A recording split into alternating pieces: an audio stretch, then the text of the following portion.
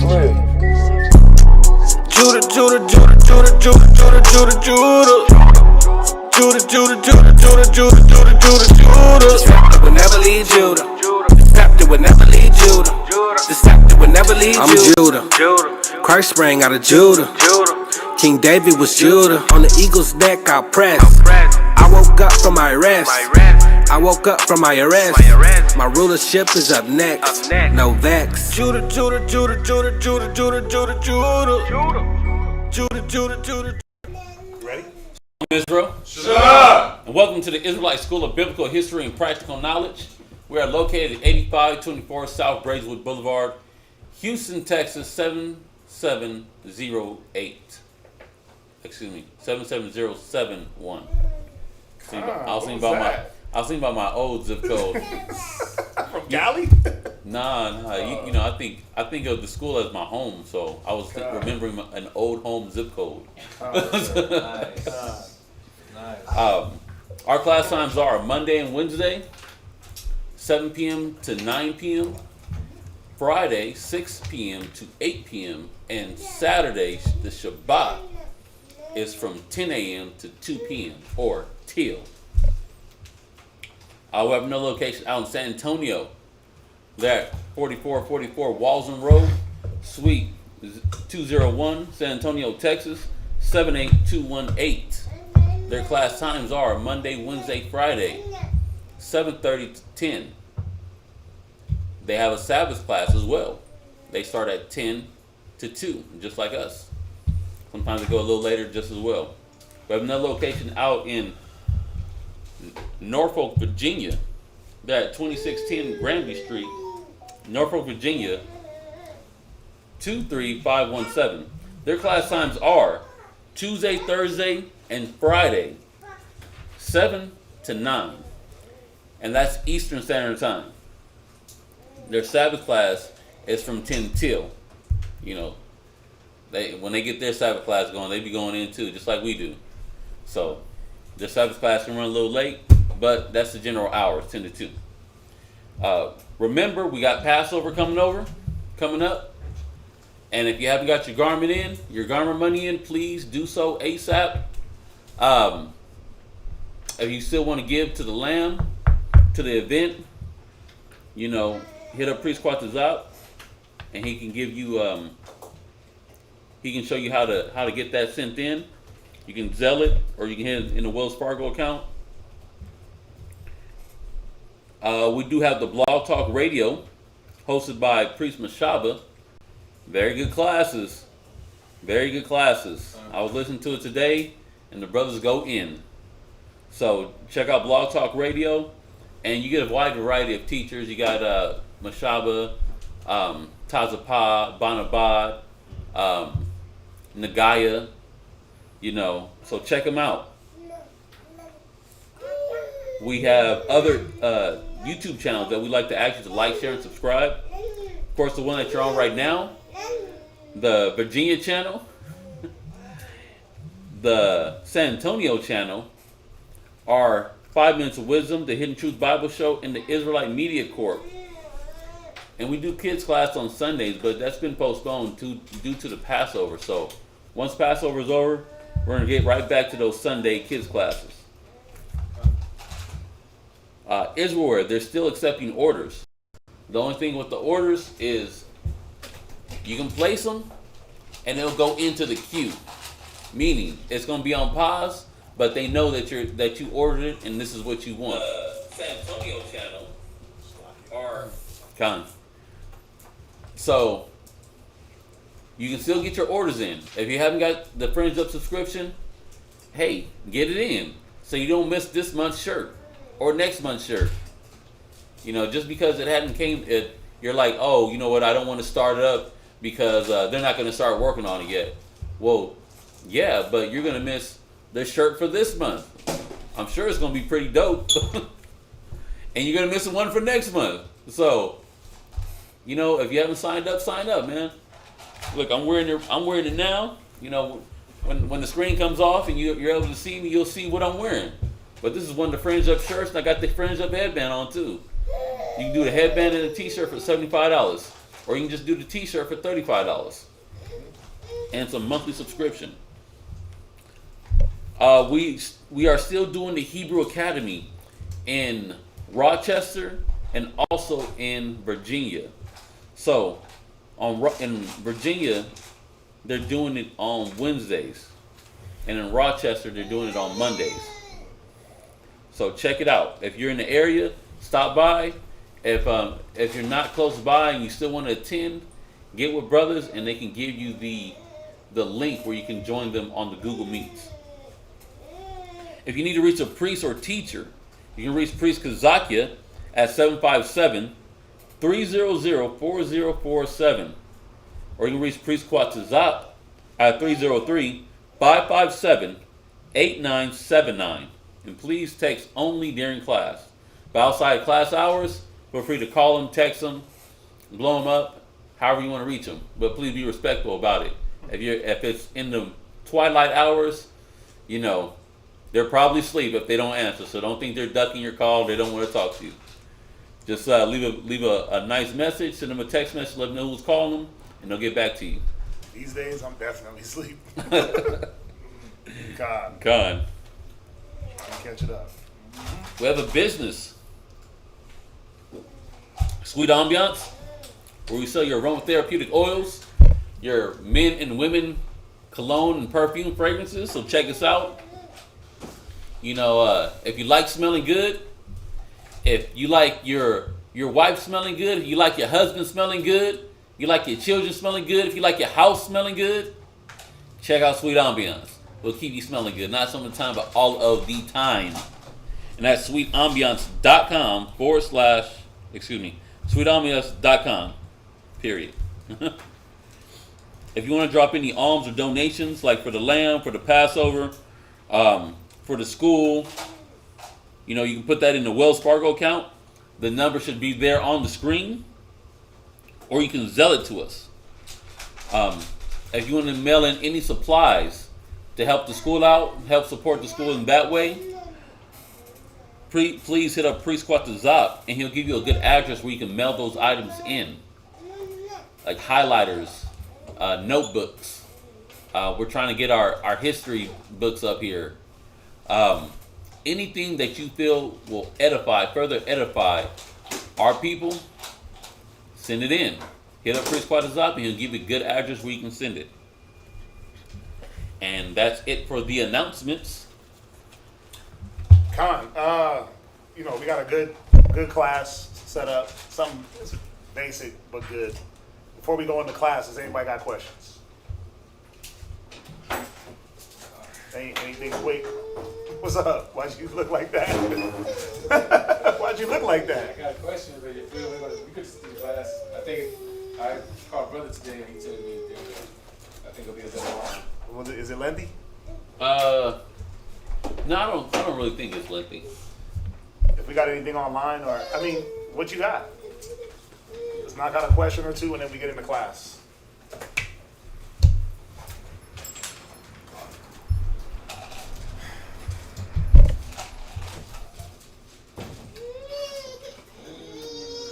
Okay. It's Jeremiah chapter 50 and verse 44. Okay. Okay. It says, "Behold, he shall come up like a lion from the swelling of Jordan unto the habitation of the strong. But I will make them suddenly run away from her, who is a chosen man, that I may appoint over her. For who is like me, and who will appoint me the time, and who is that shepherd that will stand before me?" Okay, when you go into this chapter, because like you said, I need to go into and start reading what it's all about. What it's actually going is the destruction of all the nations. So first it went to Moab, Ammon, and then it went to Edom and stuff like that, right? So this shepherd is Yahweh Shai, right? Okay. So let's you said 50 and 44 is where you started? Come. That's right. So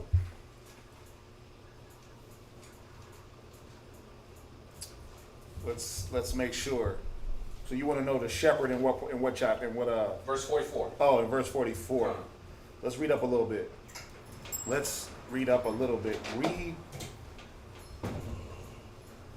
Read verse 40. Verse 40. As the Most High overthrew Sodom and Gomorrah Right? and the neighbor cities, saith the Most High, so will no man abide there. Neither shall any son of man dwell therein. Right. So what is it talking about? The destruction of what? Sodom and Gomorrah, basically, it's like Likened it to what? to America. Is Babylon. Babylon, right. Right. Come. So remember, this is Babylon at that time. Okay. Right? So this ain't future. This happened. Yeah. It's history. Okay. Right. So this is talking about Babylon with Nebuchadnezzar in this time. Remember, we were captive to Babylon. Come. Go ahead. So he's saying that the way that Sodom and Gomorrah was overthrown is the way the Babylonians would be overthrown. Okay, so I read it wrong then because I thought he was talking about Future. Come. Right. Go ahead. Behold, a people shall come from the north, and a great nation, and many kings shall be raised up from the coast of the earth. They shall hold the bow and the lance. They Right. are cruel, and will not show mercy. Their voice shall roar like the sea, and they shall ride upon horses. Right. Behold, the people shall come from the north, and a great nation, and many kings shall be raised up from the coast of the earth. Go ahead. Every one put in array, like a man to the battle, against thee, O daughter of Babylon. Go ahead. And the king of Babylon hath heard the report of them, Right. and his hands waxed feeble. Anguish took hold of him, and pangs of a woman in Right. travail. Go ahead. Behold, he shall come up like a lion from the swelling of Jordan unto the habitation of the strong. Right. But I will make them suddenly run away from her. And you know, when you read this, you could actually say, well, this is going to happen anyway. Come. Right? This is going to happen to Babylon in the future. Right? When we go through all the classes about wars and rumors of wars and all the nations fighting against each other, right? Fighting against Babylon. They're all gonna see the smoke and say, alas, the great the great city has been destroyed. Right. Right? Go ahead. And who is a chosen man Right? that I may appoint over her? Where are you at? Verse Verse 44. 44, third precept. Right. For who is like me? And who will appoint me the time? And who is that shepherd that will stand before me? So my question So behold, he shall come up like a lion from the swelling of Jordan unto the habitation of the strong. But I will make them suddenly run away from her. And who is a chosen man that I may appoint over her? For who is like me? And who will appoint me the time? And who is that shepherd that will stand before me? Right? Read 45. Verse 45. Therefore hear ye the counsel of the Most High, Right? that he had taken against Babylon, and his purposes, that he had purposed against the land of the Chaldeans. Right? Surely the least of the flock shall draw them out. Right? Surely he shall make their habitation desolate with them. Right. Right. So what was your question? My question is this Yahweh Shai, the last precept, who is that shepherd that will stand before me? Okay, so behold, he shall come up like a lion from the swelling of Jordan unto the habitation of strong. But I will make them suddenly run away from her. And who is a chosen man that I may appoint over her? For who is like me? And who will appoint me the time? And who is that shepherd that will stand before me? Good question. See, my thought process is when I read it, it says, for who was like me, I thought that this was Father Yahweh speaking, so. Well, remember, Jeremiah is not going to appoint anybody. Right. They're prophesying through the Spirit of the Most High. I may have to just do a little bit more digging and hop back to you on that one. Okay. But I think it was just asking the question, like, who is this who is it going to be? Con. Not necessarily saying who it was, but let me check one. Let me check one thing. Jeremiah 50 and 44, right? Con. Yeah, I might just have to read it a little bit more. Okay. Yo, call it a lie.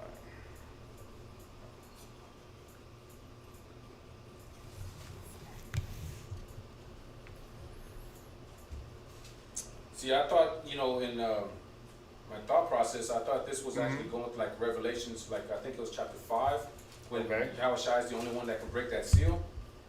Who can stand before me? Because there's only no angel can stand before the Most High. Because, I think I just read into it too much. Well, I think what you do a lot is you take wording and because it sounds alike, you Right. put it together, and it They don't go together. it doesn't always mean that it goes together. Okay. Just because it has the same words. Like every scripture that has water in it Right. is not talking about actual water. Con. I got it. You see that? But then every scripture that is talking about water as wisdom Mm-hmm. doesn't mean it's talking about wisdom. Right. I You get got it. to be able to decipher it. Con. Let me read this a little bit outside of class. Let me just go through the chapters real quick, and I'll get back to you on that question. All right? I don't want to just throw an answer out. You know how we do. That'll work, man. Anything else? So we'll hold off on his question. Just mark that for me, Yes, sir. and then I'll get back to you on that one. What you got, Derek? John, my question is, it's John 2017. Okay. Book of John 2017. I was reading John and I just thought, let me read it. John 2017. John chapter 2 verse 17. Right. And his disciples remembered Right. that it was written. So I read that, his disciples remembered that it was written, and then I read it again and dropped down to verse 22. Right. When therefore he was risen from the dead, his disciples remembered that he had said this unto them, and they believed the scripture and the word which Yahushua had said. Right. So what's your question? So I'm thinking, so this was already written when Yahushua was walking the earth? Was The what- New Testament No. was No. written? No. Read John 2 and 17 real quick. Okay, John 20. And his disciples remembered that it was written, Right. the zeal of thine house hath eaten me up. Right. So hold that. Go to Psalm 69 and verse 9. What they were remembering that was written was Con. the Old Testament. So they had Psalms, they had Isaiah. Remember, what did Yahushua teach out of? What book? Or what books? The Old Testament. So he taught the Old Testament, but it said on the Sabbath day he would teach out of the book of Isaiah. Right? He would teach them the law. So what was written was the Old Testament. They had all that. Remember, they were scribing the New Testament, right? Matthew, Luke, John. They were writing it down as they were going. Okay. Yeah, but it wasn't that it was compiled. You see that? Right, okay. Right. So whenever it said it was written, it's going back into history. Watch. Read Psalm 69 and verse 9. The book of Psalms, chapter 69, verse 9. Right? For the zeal of thine house hath eaten me up. Right. You see that? So the same thing that was quoted in John, Right. all they're doing is quoting David. You see that? All they're doing is quoting David. That's why, Yahushua would say, like, go to Matthew real quick. Go to Matthew 5. And what would he always say in this chapter in Matthew 5? Go to Matthew 5, read verse 21. St. Matthew chapter 5 verse 21. Right? Ye have heard that it was said by them of old time. Right. So, like, it's another word for him saying it was written, because Okay, yeah. how did they get the law? We spoke it. See, the Pharisees and the Sadducees, they would tell us the law. They would be the ones reading it. That's why when he would deal with the Pharisees and Sadducees, he would say, you know that it was written of the old time, or haven't you not read? Because they would actually read the law, and then they would administer the law to the people. So we were getting the oral law from the Pharisees and Sadducees. You see that? But the Sadducees and Pharisees, the lawyers, they had the privilege of sitting down and reading. So they could read what was written in the Old Testament. Then what would they do? They would come back and tell the people. Right. That's why he's dealing with them. Haven't you not heard? Right? But then when he deals with the Pharisees and Sadducees, he would say, have you not read? You see that? Because they were reading it. Yeah. So now, back in this John 2:19, where it says, and the disciples remember what was written, they just, it showed the disciples did what? They studied. They were studying. They studied the Old Testament. Okay. They read the Old Testament, and they you know, like how we do sometimes, we're forgetful hearers, and we don't apply certain things in the time. They remember, like, oh, damn, it said that this was going to happen. So they took what was written, applied it to the situation, knowing that, okay, this is fulfilling prophecy.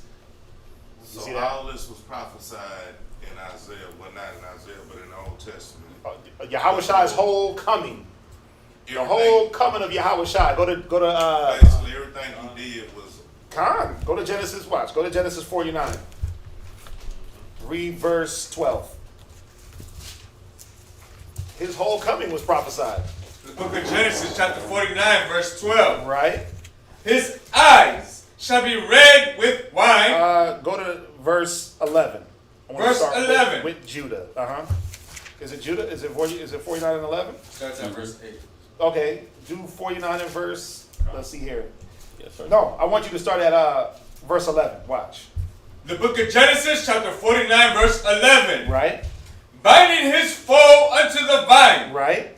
And his ass's coats. Right. Unto the choice vine. Right. Go ahead. So this was a future prophecy of Yahweh, the ruler who was going to rule the people. Right? This was a future prophecy.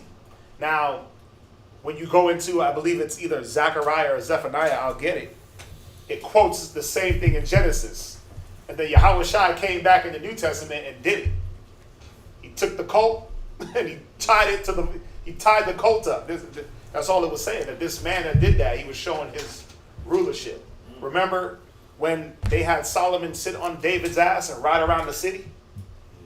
Before David died, that signified the next ruler. When you sat on that ass, on that colt, and you went around the city, it signified the ruler. So remember, it starts with verse 11 or verse 10. The scepter shall not depart from Judah. The scepter was just rulership. You see that? Nor a lawgiver from between his feet until Shiloh come. Shiloh is Yahweh or the peaceable one. That's what it means in Hebrew, the peaceable one.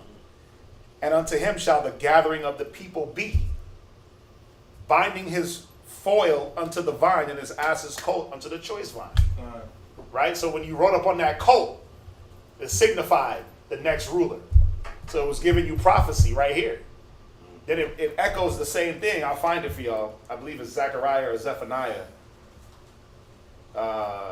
Genesis, right? Question. What's that? Is that a type of inauguration? It was tradition of. It's like when right before David died and he promised that Solomon would be king. He said, "Go get my ass and have him ride around the city." Ass ride slow, right? And he riding slow and he's getting all that acknowledgement. You see that? It was just symbolic. But he had Solomon do it. Yahweh was going to do it, right? Where we at? Binding his foil. I want to find it in the.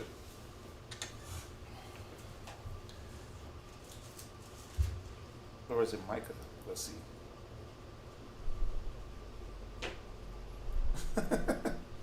Right? Go to damn, I have it. Did you find that one for me? Which one? I think it's like in Zephaniah.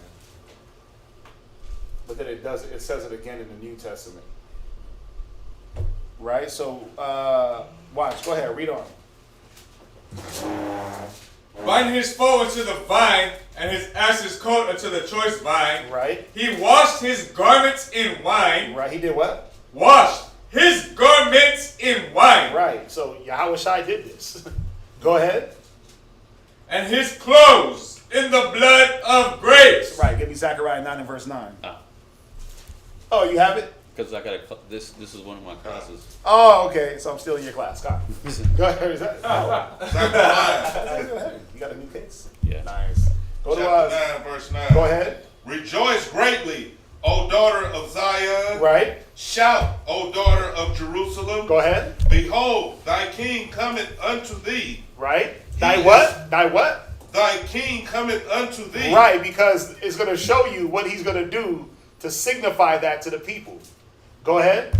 He is just and having salvation. Go ahead. Lowly and riding upon an ass. Wait, he was riding upon a what? Dang. Upon an It ass. says it in verse 11. Binding his foal unto the vine, his ass's colt unto the choice vine. Go ahead. And upon the coat foal of an ass. Right. Now, go to Matthew's 21 and verse 2. Con.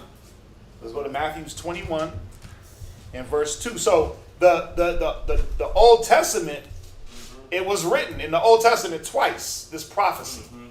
So, and I think Kazaki might have did one a while back, just like on all the prophecies of Christ that were fulfilled. Everything that was spoken of him was fulfilled. When it said they gave me gall to drink and vinegar in Psalm 63, I believe. Con.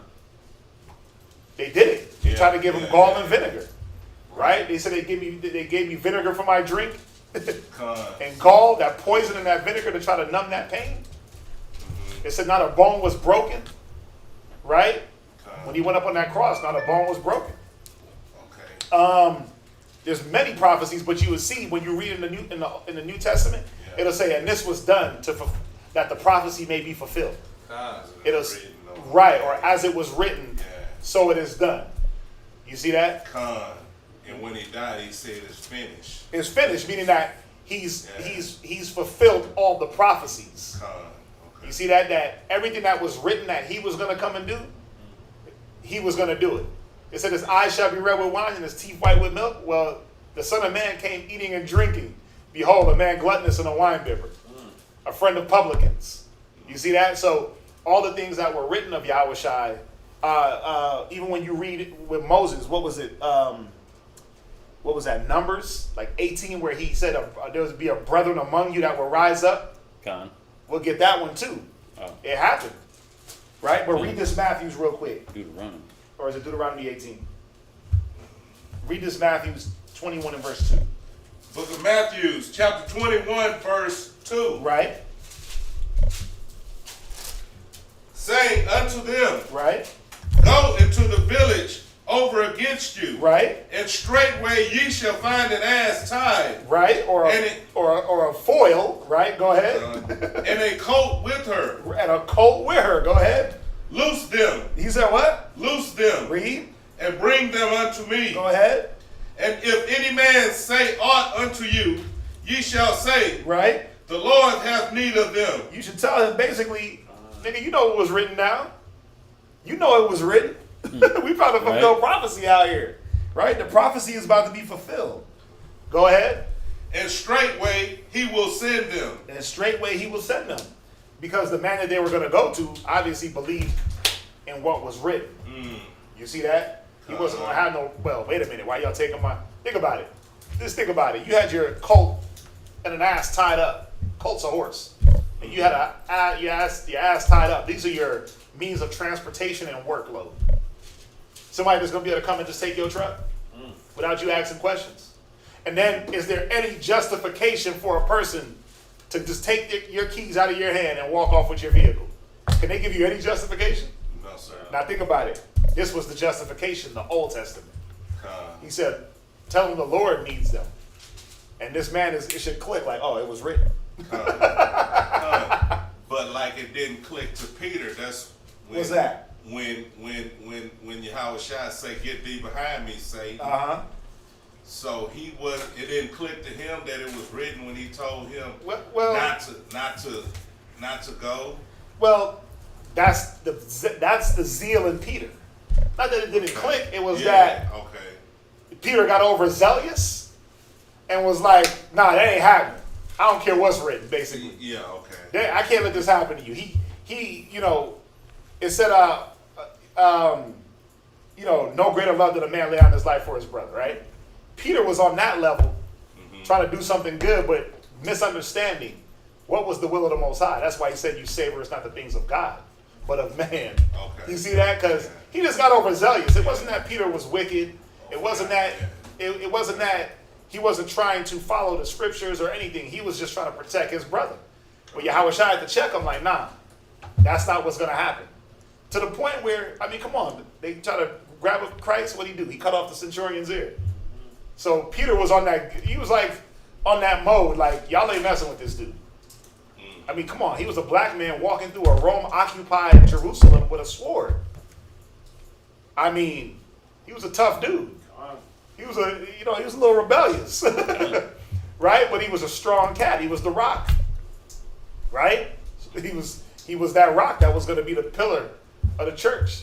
So, there was actually obviously qualities in Peter that Yahweh Shai was looking at like, yeah, this is the dude, this is the guy. But his zeal, right? He was very zealous when it came to, even when he said, Lord, you ain't gonna wash my feet. What was he doing? He was like, in his mind, I'm trying to keep order. In my mind, why would I let this man that's doing so much wash my feet? But see, Peter was just missing the spiritual part of what Yahweh Shai came to do. You see what I'm saying? It wasn't that he was being like, nah, nigga, I don't need you washing my feet. He was like, you're so great. You don't got to humble yourself down to me like that. But then Yahweh Shai was coming to show him, look, the greater you are, the more you humble yourself. It wasn't about my authority and being a ruler over you. It was about who could take low. The greater you are, the more y'all humble. The more that's given, the much is required. You see that? He was coming to show those things. Yeah, we got order, structure, rank, right? But does that mean that because I got rank over all the brothers, I can't serve a brother a plate? Or hold the door for a brother? Or give a brother a ride? Nah, but that's what Yahweh Shai was coming to show. That just because you're up here, that doesn't mean that you're taken out of helping and doing the things that, leave that for the younger cats. Or leave that for the lower ranking men. The greater thou art, the more you humble yourself. You see what I'm saying? Yeah, I'll give you a perfect example. I had a brother, he hit me up a while back. And, he was like, shalom, priest. I'm like, shalom. He was texting. And he said, I got a problem with you. And I was like, what'd I do this time? I'm always like, hands up, don't shoot. What did I do this time? Well, he said, I got a problem with you. I said, okay. And I'm like, okay, he's coming to me with his problem. Cool. You got a problem with a brother, go to him. So I respect that. I didn't hear it from 50 other people before he told me. He said, I got a problem with you. He said, you don't contact me enough. You don't hit me up enough. And in my mind, I'm like, the scriptures say, right? I'm automatically on Ecclesiastes 6, 32, 33. The Bible says you wear out the doorsteps of the elders. Ooh, snap. But that's the first thing that hit my mind. Then I was like, and I'm getting ready to type it. I'm grabbing the scripture, copy and paste. No, this is what the Bible says. But then I had to pump the brakes. Yeah. What else does the Bible say? Well, the Bible says, condescending to men of low estate. The Bible says the greater you are, the more you humble yourself. So I hit him back. I said, you know what, you're absolutely right. I'm going to hit you up more. And I left it at that. It don't take nothing off my back to send an extra couple of text messages a day or make an extra phone call. It's nothing. For me to go that extra step if a brother feels like he's not getting that attention that he needs. You see what I'm saying? But it would have been easy to be like, nah, the scriptures say this. Where are the doorsteps of the wise? You supposed to make the phone call. Mm-hmm. I could have went that route, but there has to be a balance now, and that's the balance that Yahweh Shai came to show in a lot of the things that he was doing. I know we kind of jumping, but just in the washing of, Peter, washing Peter's feet and the apostles' feet, he came to show the balance that, yeah, I am this great man. I do have this great wisdom, but this great wisdom gives me the ability to see the importance of washing y'all's feet. You see that? That's what wisdom does. That's the whole point of wisdom, for you not to get high-minded. You see that? So I mean, y'all get that, right? Uh, What were we gonna say? There was something too, like, there's people that will say, because I heard this before, and they will say, oh, well, he read about those things, and then he personified those things because he read it, and he sought to do those things. Just like some of these, what's the dude that made everyone drink the Kool-Aid? And he built the whole Koresh. okay. Dave Koresh. Yeah, so like they were saying like he was doing things like from the Bible and fulfilling things like on purpose. like on purpose. Yeah. So Like purposely going out of his way. He didn't purposely go out of his way. kind. I mean, because who's going to purposely go out of their way to die? Right? And not only that, he didn't have control where he was born. Right? The scriptures say in the prophecy that he was going to be born in Bethlehem, Judah. Yep. Also, it said that the Most High said he was going to call his son out of Egypt. Well, when Herod was killing everybody, where did Joseph and Mary flee to?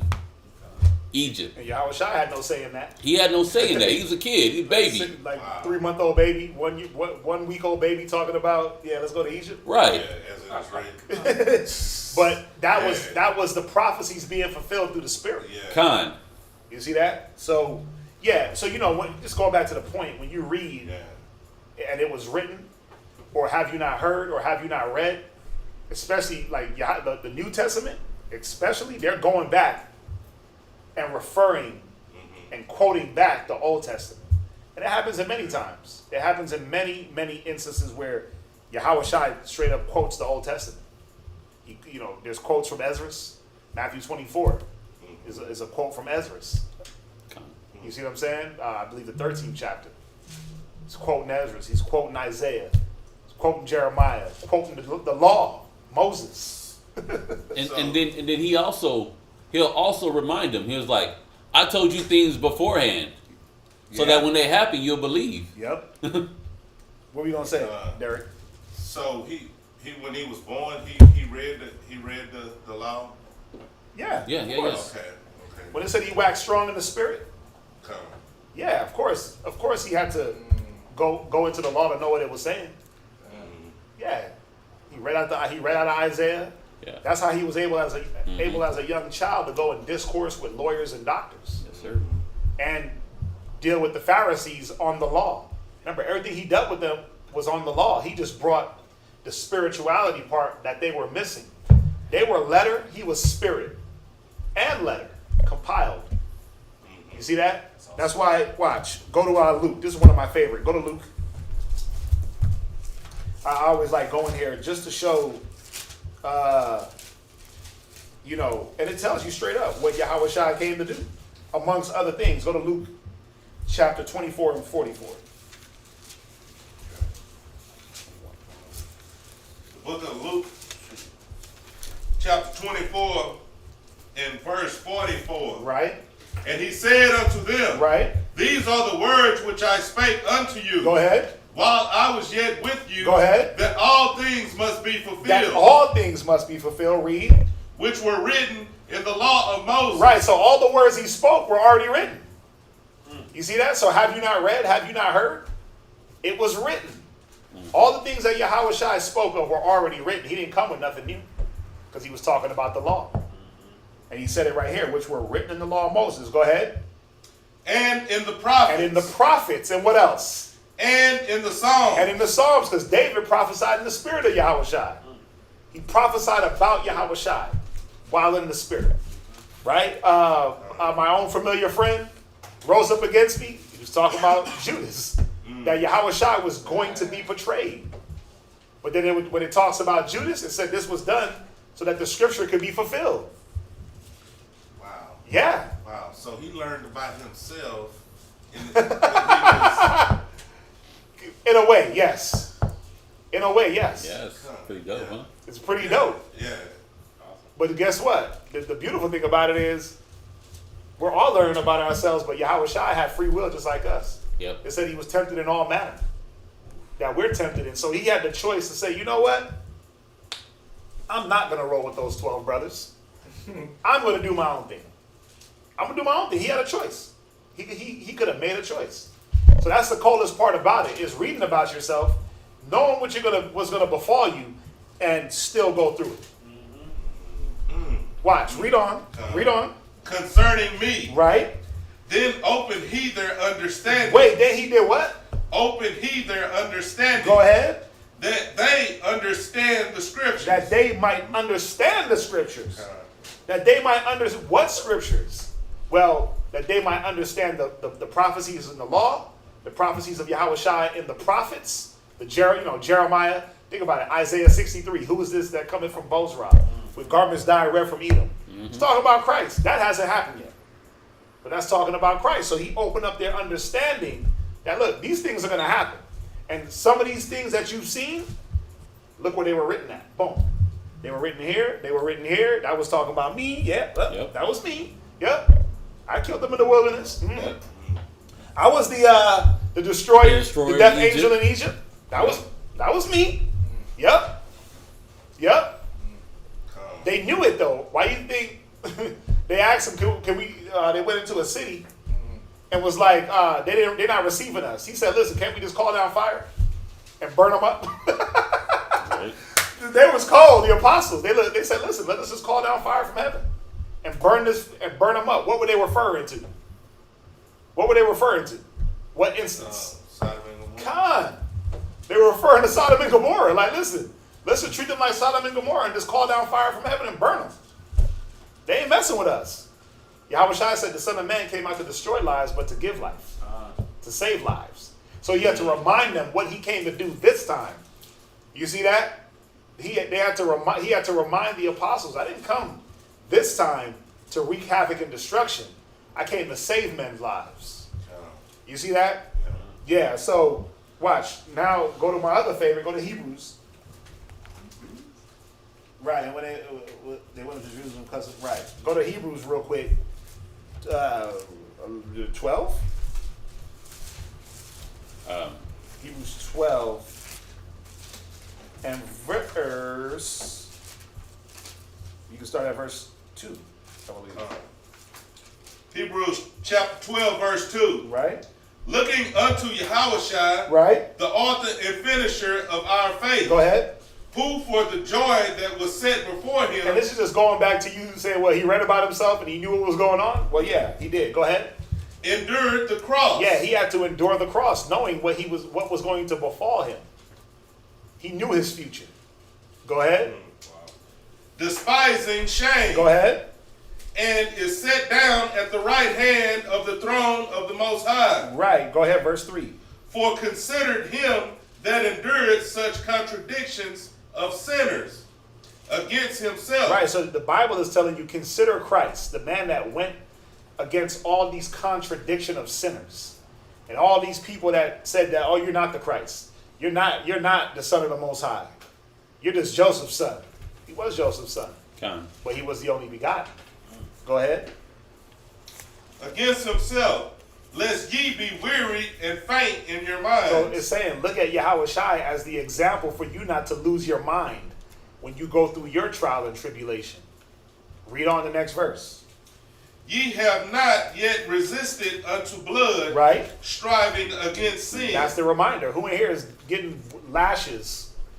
Who in here is getting beat? Striving against sin. Going through and bearing your cross. None of us. But he knew he was going to get beat and lashed. And they plucked out my beard. I gave my back to smiters. That didn't happen to David. Right? When you read that in the Psalms, that didn't happen to David. Nobody was running up on David like, let me pull your beard out. Nah. Smiting David and he gave the other cheek. Hell nah. David was a killer. God. David was a killer. Okay? David has slain his tens of thousands. Right? He killed men, man. So we know that those things weren't written of David. Those were prophecies of Yahushua, and he fulfilled them. Yeah. Did that answer your question? Con. All right. Okay, go ahead. What's up? But all that is done, so up to the point of him dying in the flesh is done. But like The rest of it, there's still other. it's still There's still other prophecies to be fulfilled. Yeah. Yeah. Okay. 'Cause Yeah. I was talking about Revelation. Like Revelations, Yes. Isaiah, Daniel, when it says that dominion was given to the son to Yahushua, that still hasn't happened yet. Yeah. Right? There's a lot of things concerning Christ that hasn't been fulfilled. But him walking this earth in the flesh, those prophecies have been fulfilled. Yes. Okay. Yes. And one other one in John. Okay. Just go up to 4. What is it, John? Say 4 and 25, John. Right. Okay. I'll read it. 4 and 25. The woman said unto him, I know that Messiah cometh, which is called Christ. When he is come, he will tell us all things. Right. And Yahushua saith unto her, I that speak unto them am he. Unto thee am he. Right. Go ahead. Why was he, okay, she was a Samaritan woman. Why was he talking to that woman? Why did he talk to the woman? Because you got to go back into Genesis to understand the wells of Jacob. Remember Jacob, Abraham, they dug wells as they traveled. So Yahushua came to this well in the city of the Samaritan woman, and they were basically claiming the well for themselves, being Gentiles. So Yahushua was checking her like, you ain't gonna worship in this kingdom or in the kingdom to come. You're not an Israelite, basically, is what he was hitting her with. You're a Gentile. But they had control of the land, of Abraham's land, of Jacob's land. You see that? So remember it. Watch. Go to, just read up. Watch. Read verse 5. St. John 4 and 5. St. John chapter 4 verse 5. Right. Then cometh he to a city of Samaria, Right. which is called Sychar, Right. near the parcel of ground Right. Near a piece of ground or a piece of land. Go ahead. that Jacob gave to his son Joseph. Right. So Jacob gave this land to Joseph as an inheritance. When we gave inheritance to our children, we gave them land. Like Abraham gave Midian, they became a whole city. He sent them off and gave them the whole land of Midian.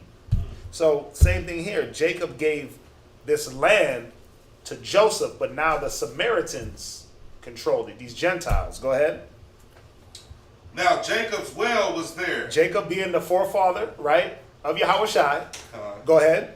Yahushua, therefore, being wearied with his journey, sat thus on the well. Right. And it was about the 6th hour. Go ahead. There cometh a woman of Samaria to draw water. Because that's what the women did. That was their job. They would draw water for the camels. They would draw water for their households. When you read about Rebecca, when you read about Sarah, that's what they were doing. That's how Rebecca was founded. She was drawing water for the camels. So this woman came out to draw water, do her daily duty. Go ahead. Yahushua said unto her, Right. Give me to drink. Right. So he's like, yo, give me some. Draw me some water. Go ahead. For his disciples were going away into the city to buy meat. Right. Then said the woman of Samaria unto him, How is it that thou, being a Jew, askest a drink of me? Yeah, how are you being a Jew asking a Gentile for something to drink? A woman of Samaritan. We have no dealings, right? We have no dealings with the Samaritans. What's that? She knew she was a nation? Yeah, she just said it. Yeah. Then the woman of Samaria said unto him, How is it that thou, being a Jew, ask drink of me, which is, I am a woman of Samaria? Okay. Go ahead. For the Jews have no dealings with the Samaritans. Go ahead. Yahushua answered and said unto her, If thou knowest the gift of the Most High, and who it is that said to thee, Right. Give me to drink. Right, because what does he say? If you give a prophet a cup of water, you get a prophet's reward. He said, if you knew the gift that I'm giving you, for you to give me water, he was showing her like there was a reward involved. Come. Give a prophet a cup of water, and you receive a prophet's reward.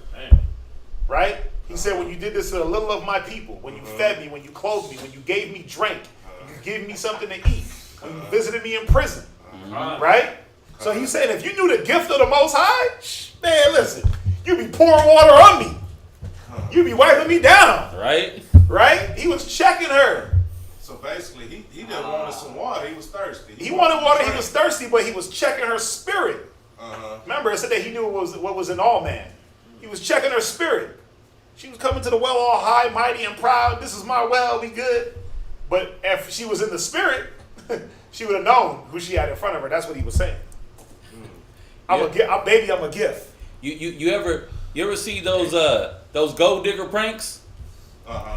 Where the dude, he act like, he ain't about much, and he try to talk to somebody, but then they don't want to give him the time of day.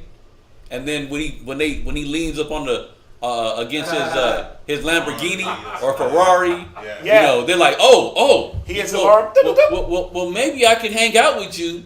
Yeah. He's like, look, No, you don't even know who you got in front of you right now. You squandered off that gift. You squandered that gift. But watch, go ahead, read on.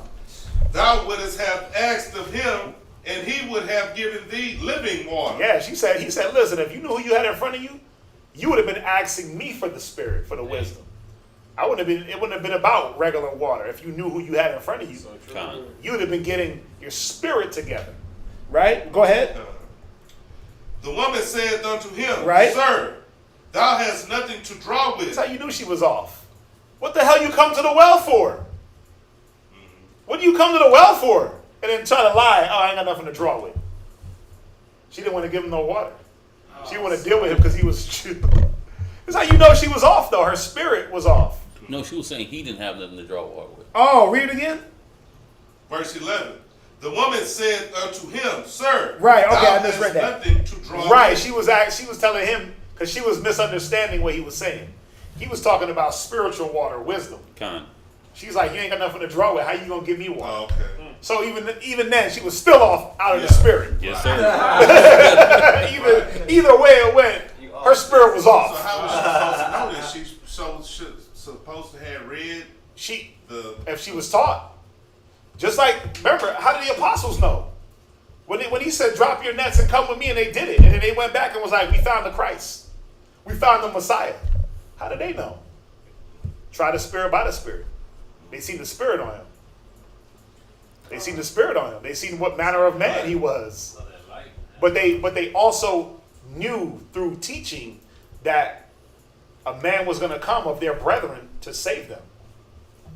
You see that? That's why when they had Yahushua and they asked him, should we fight for the kingdom? Right? He said, are you going to restore the kingdom to Israel? What is that, Acts 2? So you're going to restore the kingdom to Israel at this time? He said, this ain't my kingdom, else would my servants fight.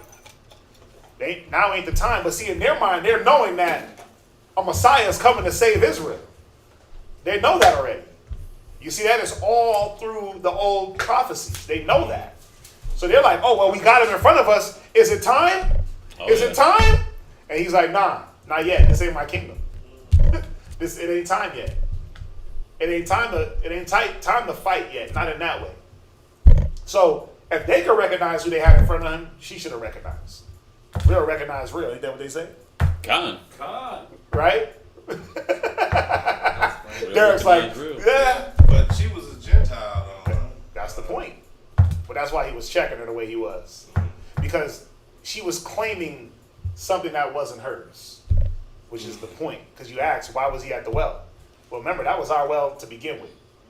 And through all the captivities and slaveries and the kingdom being destroyed, they came into the land and took it just like this. So the native Indians can always be like, well, damn, Manhattan is ours. The whole island. Yeah. Right? But the white man's like, nah, that's us. But nah, we were there first. The whole America, North, Central, and South, belongs to Gad, to Reuben, to Simeon, right? But Esau claims it. You see that? So it's kind of the same thing. So he was he was really just putting her in check. He was checking her on a few levels. You ain't an Israelite, and you a hoe. That's why you hit her with the 5 husbands. Yeah, right. You a tiny dancer. Y'all know about that song, Tiny Dancer? Elton John? Yeah. You a little red Corvette. Even like you were saying, like, she should have known. Well, she wasn't being spiritual, and she did know about the Christ because she confessed. She goes, when you read down, and she's bringing out like, go get your husband, and verse he's 25. Like, yeah, the one that was where his question was at. Okay, right. It was verse 25. Oh, go ahead. Okay, yeah. So he's like, yeah, like she's confessing, like, oh, I think you're the Christ, But he's like, beforehand, he's like, you should have recognized when I stepped up. You should have seen me, seen my glow, my shine when I was dealing with you. That's why he said, if you knew who was asking you for some water, you would be asking me of water. So they did know about Christ. They did know about the Messiah coming. Listen, he was checking her so hard, she was like, sir, I perceive that thou art a prophet. So she was picking up like, oh, this dude ain't just some regular Joe Smo, he's a prophet. They know about prophets. They knew about prophets, right? Prophesy. How do you know you have a prophet among you? When he tells you something, it comes to pass. That's the only way you know you have a prophet. So he was digging in her so hard, she was like, I perceive that thou art a prophet. God. Then he starts going in again. Then she comes back like, well, when the Messiah comes, he's going to teach us all things. Well, I am he that you speak of. So he was checking her. And a lot of the times he never put himself on blast like, I am he. Or, are you the Christ? Well, you say it. Right? But this time he was like, I'm right here. You getting dealt with. Right? So you ask, why was he at the well? Well, it tells you why in verse, you just read verse 4 and 1 down to 4. They were on a journey and they had to go through Samaria, but they stopped at this well. And it was purposely done. He knew what the well was. He knew whose well that was.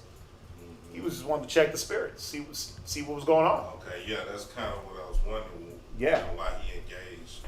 Well, he engaged her. Give me some water, because that was her job. First and foremost, that was her damn job, to give water to whoever was at that well.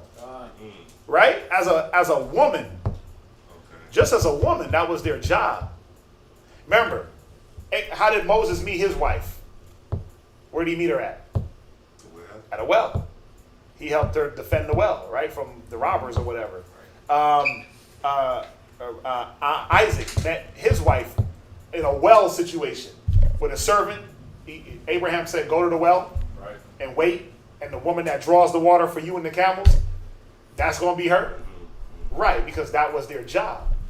And, he was checking her spirit. Rebecca, remember, when Abraham's servant went to the well, he was just a stranger to Rebecca. And what did it say she did? She gave him something to drink for him, the camels, provender, even invited them back.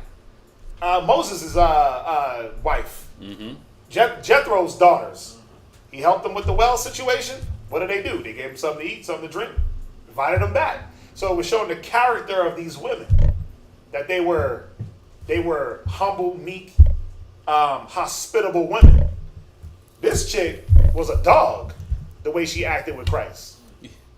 What's that? That also brings to light why she had so many husbands. Because she couldn't keep a man because she was out of order. She was out of order. Or she was at the well kicking it, looking for random niggas. Going from beef to beef. Listen, it tells you in Proverbs, man. She'll jump on every hedge, right? She'll open her mouth like a thirsty traveler. It tells you that. God. Right? And drink at every fountain.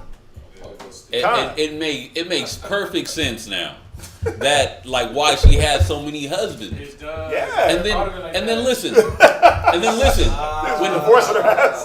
when Yahweh Shai is like, go get your husband. Look, pull up my Instagram. Ooh.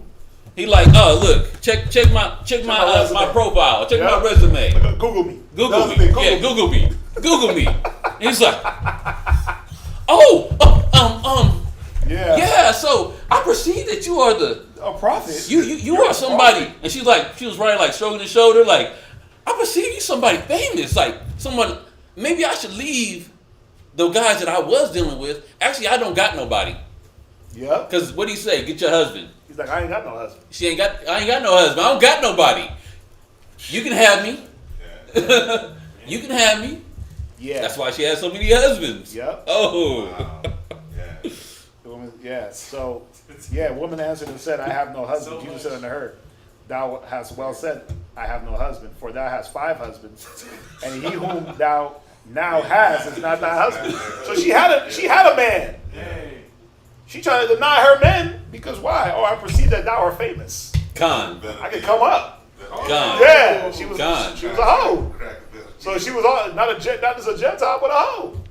Yeah. But the well, he was, like I said, he was passing by. He was thirsty. He needed some water. That was the well that he was at. That was the interaction that happened.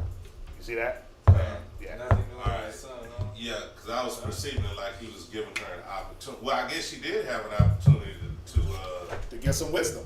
yeah. Yeah, he said, I'll give you of that living water. Salvation, Ah, maybe. I don't want to go that far. He said, Yeah. I'll give you the living water. Okay. Right? I'm Okay. gonna give you some of this wisdom. I might give you a check on your spirit or heal you or whatever. Right? Remember the woman that came and said, heal me, and he said, you a dog? She said, even the dogs eat from the crumbs of the master's table. It's true. She was a Gentile. And what did he do? He healed her. He healed her. Was her daughter? Was her daughter or her? But either way, he gave her something. Yeah. That's right, her daughter was sick. It was her It was daughter. her daughter that was sick, right? Yeah. He healed her daughter. You see that? So I'm not gonna say that this woman was gonna get salvation. She was a hoe. Don't save her. She don't wanna be saved. Don't save her. Right? Right. So let's hop into this class, man. That was good. Anything else? Let's hop into this class. So y'all see the title up there. It's called The Deception of Dreams. And,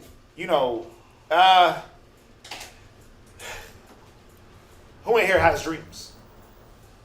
I sound like an iRobot. Who in here dreams? I dream. Right? Oh, yeah. He said, I have dreams. The robot. The robot. Sonny, he said, I have dreams. Right? Like, maybe you're a robot. But, dreams, what are they? Who can tell me what you think a dream is? What you think? Get the one with the multitude of reasons. I didn't put it. Yeah. What dreams are, maybe Go ahead. Yeah, maybe. Yeah. Because there's a... things of like what you're trying to fight off and what your flesh wants. You dream about certain things, like ugh. Right? Yeah. What else? What else y'all think? Where do they say the dreams come from? A multitude of Go ahead. What? Go ahead. a multitude of basically eating in the middle of the night, your thought process of Right. your daily activity, Right? of which you're dwelling on mainly. Right? Where your mind is. So it comes from what though? What part of your mind? Imagination. Not imagination, subconscious. Because when you're dreaming, when you're sleeping, your mind is not really active in that way. You're tapping into the subconscious mind, the lower, deeper depths of the mind. You're going into your emotions most of the time because Ecclesiastes 5:3. Okay, hold let's on. say Go ahead. a No, lot of times when some people's dreaming, they always, like me, I ain't gonna lie, my ribs always dreaming that I'm always messing around with other women. So I'm saying that it taps into something that in their emotions, how you're feeling, something like that. right now, does it mean that it always has to be emotion? Or could it just be that, like we said earlier, dreams are something that, they come from what you meditate on. They come from what you focus on, right? So, give me, and all what y'all are saying is right. You know, I've experienced it where I'll eat certain things and have like just weird dreams, right? You'll have a real chaotic day. Like, I don't even want to sleep today. Oh, matter of fact, I had the weirdest dream. It was scary though. It was scary. And my morning was very, very busy. 6 a.m., running and gunning through the city. It was crazy. And I had a dream that it was me and Lacquerab. It was me and Lacquerab, and we were like unloading, for street speaking, the back of a truck. And there were two brothers sitting in the truck. And we're at the back of the truck, and we look up, and I'm like, Lacquerab, watch out, because this car, two bros in there, two Judites or whatever, they were in there. But they're swerving right into the back of our car. So I'm like, move out the way. So they kind of miss, but then you can see they purposefully crashed their car into the truck. Purposefully. crash their car into the truck, and then they pulled out guns and start shooting. Dang. Yeah, they just start, bah, bah, bah, they just start shooting at us, right? And then I'm like, it's weird, but then I start yelling prayers. I start yelling prayers at them, and somehow no bullet hit us. Nobody got harmed. It was chaos, total chaos, right? Now, I just remembered that right now. I didn't wake up in like on a cold sweat, like, oh my God, brothers are gonna die today, right? You start ordering bulletproof vests. Yeah, like, okay, you order all the bulletproof vests. I just didn't even give that dream any thought until right now. Where now I'm like, damn, but I know why I had that dream. I know exactly why I had that dream and where that dream came from. Because of the things that I did today and the things that we're doing as a camp, as brothers, it somehow the dream was like, this is what y'all are doing, but watch out for the dangers. That's all I look at that dream as. Y'all are doing something, y'all are unloading, loaded, but watch out for the dangers. Not necessarily that somebody's going to have to shoot you or kill you, but where good is, evil is also present. Right? So, you know, the one thing I love is I love to dream. I love having dreams because for me, I wake up and I'm like, damn, what did I dream about? And I'm like, okay, let me jog my memory. I'm like, dang, that was weird. Okay, yeah, that was dope. I did that. I flew. I did this. I did that. You know, it's a fun part of my night for me is to have a nice little dream, right? So go to Ecclesiastes 34:3. So what are dreams? Well, let's let the Bible tell us, because remember, the white man is still trying to explore the ocean. So how can he tell you about your brain? Right. The white man is still trying to understand and learn that there's no outer space, but they can tell you what's inside your head. Yep. So we got to let the Bible tell us what dreams are. And this is how you get a clear mind on dealing with dreams and understanding, like, what does this mean? Read that. Ecclesiastes chapter 34 and verse 3. Go ahead. The vision of dreams is a resemblance of one thing to another. Go ahead. Even as the likeness of a face to a face. So you know what that means? That dreams, they can mean anything. Like they always say, like if you dream about fish, somebody's getting pregnant. Yeah. If you dream about, what's the one? If you have a sty on your eye, someone's pregnant. If you dream about fish, somebody's getting married. Y'all heard about those old wives' tales or old mothers' riddles, right? What's some other ones? Oh, you dreamed about, I don't know. I used to getting money or dream something. about water. Yeah, money. What? There's one of the in the Mexican communities, like if you have a dream about somebody dying, that means they're gonna live for a long time. That they're gonna live for a long time, right? But the Bible tells us what dreams are. Go ahead, read it again. Ecclesiastes chapter 34 and verse 3. Go ahead. The vision of dreams is a resemblance of one thing to another. Go ahead. So a dream could be one thing or another. Go ahead. Even as the likeness of a face to a face. Think about it. Think about how many people you've seen in life, and after a while the faces start to get jumbled up together. You're like, man, everybody look alike. You see one white person, you see them all. Right? You see one Judite with a beard, you see them all. You see one Israelite, you see them all. Right? That's how sometimes it feels like, man, everybody just starting to look alike. But that's what it's telling you about dreams, that if you're not careful, and as we go into the class, you'll see that putting so much stock on, well, I had this dream, and moving off of that, you can deceive yourself and really cause more damage than good. You see what I'm saying? Because it's telling you that dreams are like one thing to another, like a face to a face. Right? So from there, go to I can tell you something. Ecclesiastes in the Bible, chapter 5 and verse 3. There was a brother, he was delivering water over here. And he was like, he tells me, he was like, man, you look like my uncle. And I was like, oh, really? He's like, stopped me. We chat, told him about the school, gave him a flyer. But he told me that he had a dream about his uncle. but he sees me. But to him, I look like his uncle. So that's just going along with a face to a face. Face to a face. It wasn't actually his uncle, it seems, but someone that resembled his uncle. Right. And a dream can be what it's telling you is that a dream can resemble anything. Con. Anything your mind can conjure up is what a dream can resemble. I'll tell you why I had that dream. I'll tell you why I had the dream that I had this morning. Because this morning I was in traffic. And I'm driving around with crazy ass drivers. Damn, they're almost running into me, almost hitting me. Yeah. Right? The brothers are doing a job right now delivering packages. So they're in the truck. Mm-hmm. Right? The brothers that were there were the same brothers that it was you, me, Shatana, you, me, Lakarab, and Magun. Oh. It's weird. It was us four there. Oh, okay. Yeah, it was us four there. I don't know why he wasn't there. Yashikar. He might have, I don't know.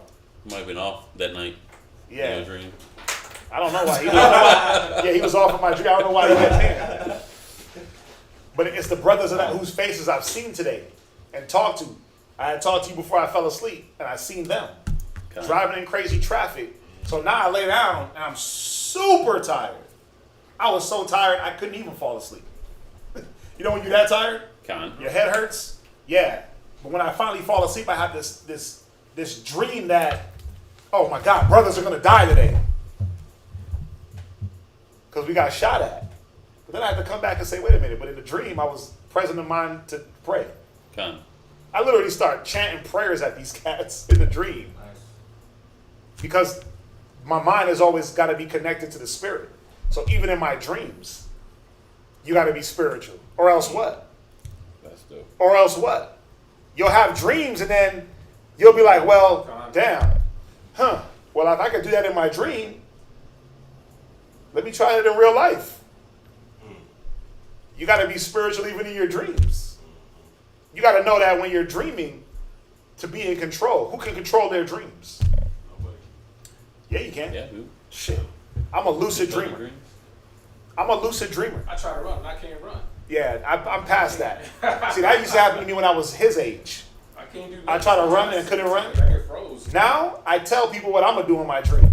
I'm like, I'm dreaming, so I can do whatever I want. That's what I tell myself in my sleep. I know that I'm dreaming, and I say, okay, I can do whatever I want. I can fly right now if I want, and I'll fly. Hey, you're far from mad because I be trying to wake myself up in my dreams. Really? I'll be fighting. No. But that's why I had the presence of mind to pray in the dream. Like literally yell prayers at these cats. Yell prayers at these cats. But if you get caught up in the dream and caught up in the, I don't know what it means, it can mean anything. Or get caught up in the meaning. If I get caught up in the meaning of the gun, one part of it, then what? Does that mean I gotta go buy a gun? Nah. Does that mean I'm gonna get shot today? Nah. You see what I'm saying? Like, I haven't seen a gun all day, but it was in my dream. It can mean anything. I equate it to just be careful. Watch for the danger. You see that? Go to Ecclesiastes 5, right? 5:3. Yeah. Let's get some of these scriptures out. Ecclesiastes chapter 5 and verse 3. Go ahead. For a dream coming through the multitude of business. Wait, it coming through what? The multitude of business. Yeah, so a dream can mean anything, but think about when you're doing a multitude of business and dealing with a multitude of people. Everything starts to get mashed up into your subconscious, and it comes out when you sleep. And if you don't have control of your mind will run wild. Go ahead. And a fool's voice is known by a multitude of words. So what is it saying about dreams? If a fool's voice is known by the multitude of words, but dreams come in the multitude of business, what is it equating dreams to? It's a multitude of words. No. Foolishness. Read it again. Read it again. A fool's voice is known by a multitude of words. So you know a fool by the multiple words he speaks. Go ahead. When thou vowest a vow to the Most High. No. Read it from the top. Top. Yeah. For a dream cometh through the multitude of business. Right. Go ahead. And a fool's voice is known by a multitude of words. Right. It's equating these things and showing you that dreams, not all dreams, but dreams The majority are just foolishness. It's information you can't decipher because it's a bunch of jumbled up day to day, week to week, month to month business and talk and interactions and thoughts that when you sleep, they say you hit REM sleep at what, 8 hours? Bro, I'm in REM sleep in the first hour of sleeping. I'm in REM sleep. My eyes is doing, and I'm dreaming. I don't need 8 hours to dream. Give me 15 minutes and I'm having a dream. That's it. Con. I don't need to do the whole REM sleep. My mind goes boom, right then and there when it's ready. I dream every night. I know I do. Because I remember them all. I wake up and be like, oh yeah, I dreamt. Good dream. You gotta have control. I don't dream every night. I dream every night. Sometimes I feel like I just blinked and I'm up again. It's another day. I didn't even sleep. I dream every night, man. I dream every night. Because even the way I wake up, I'll wake up in the dream first, and then baby crying. Something's happening in the dream. Car alarm.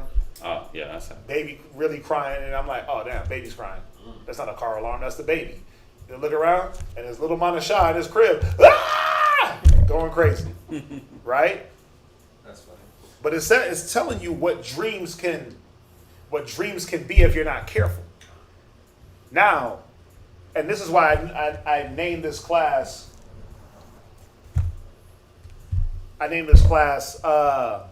The Deception of Dreaming, because if you don't understand the balance of dreams, because there is a balance, a calculated balance, you'll get too far to one side or too far to the other side, right? So let's understand this balance, because are every dream foolish? Law. Is every dream chaotic? Law. Right, because that would counteract the scriptures, right? Con. So let's go to, oh damn. Go to Ecclesiastes 34 and verse 1. Let's go back there. 34 and verse 1. Hey, what is this one? Divination, soothsayers. It's like, dude. Go to Ecclesiastes 34 and verse 1. Ecclesiastes chapter 34 and verse 1. Uh-huh.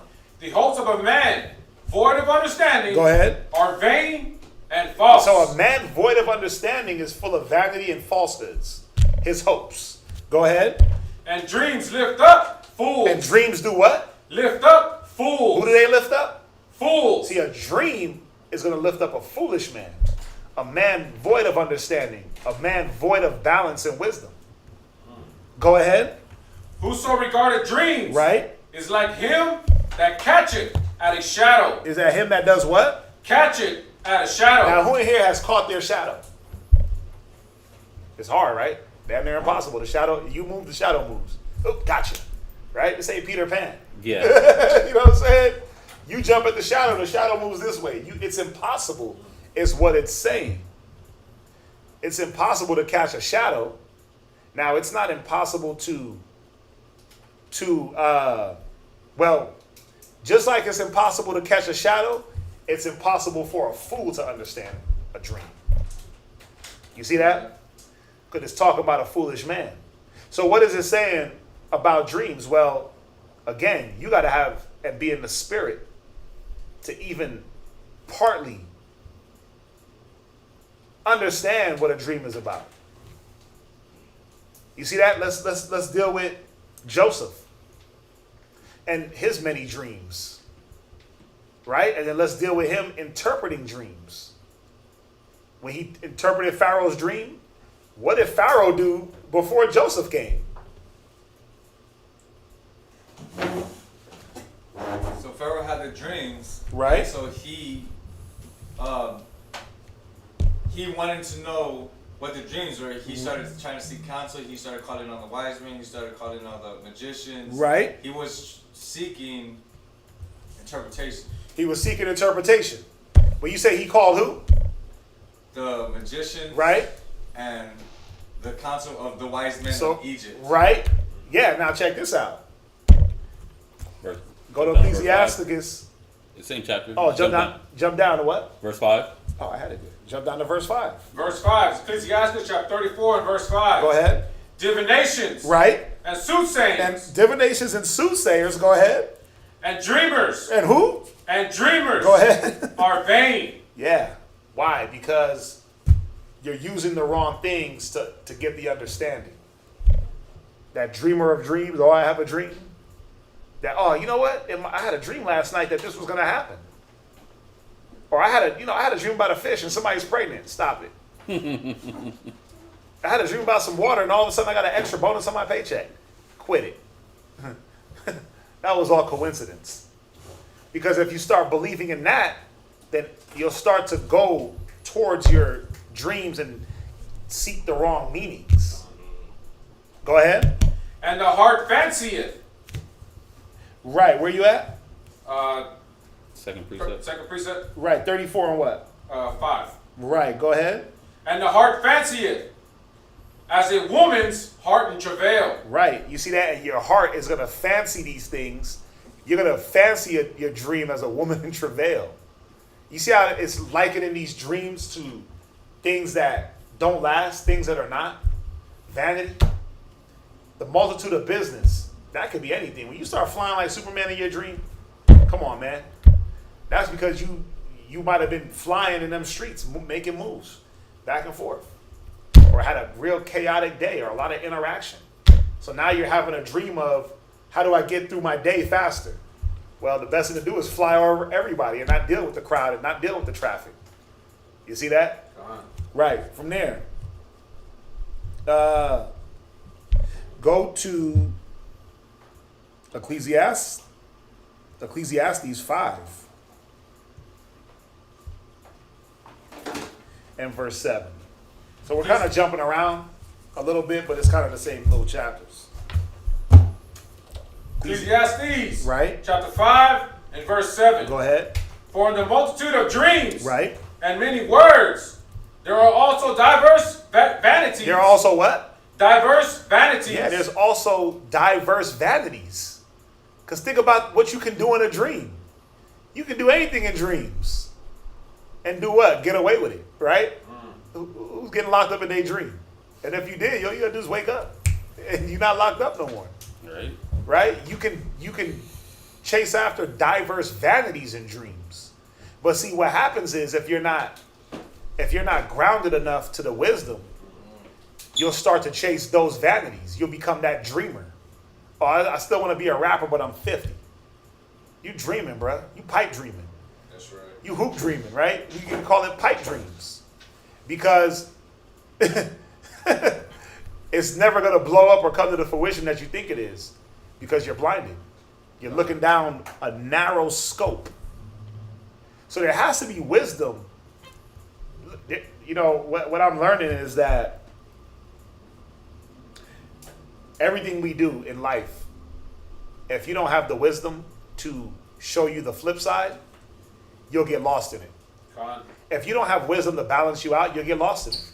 Because is dreaming wicked? No. Of course it's not wicked to dream. And can you really help what you dream? No.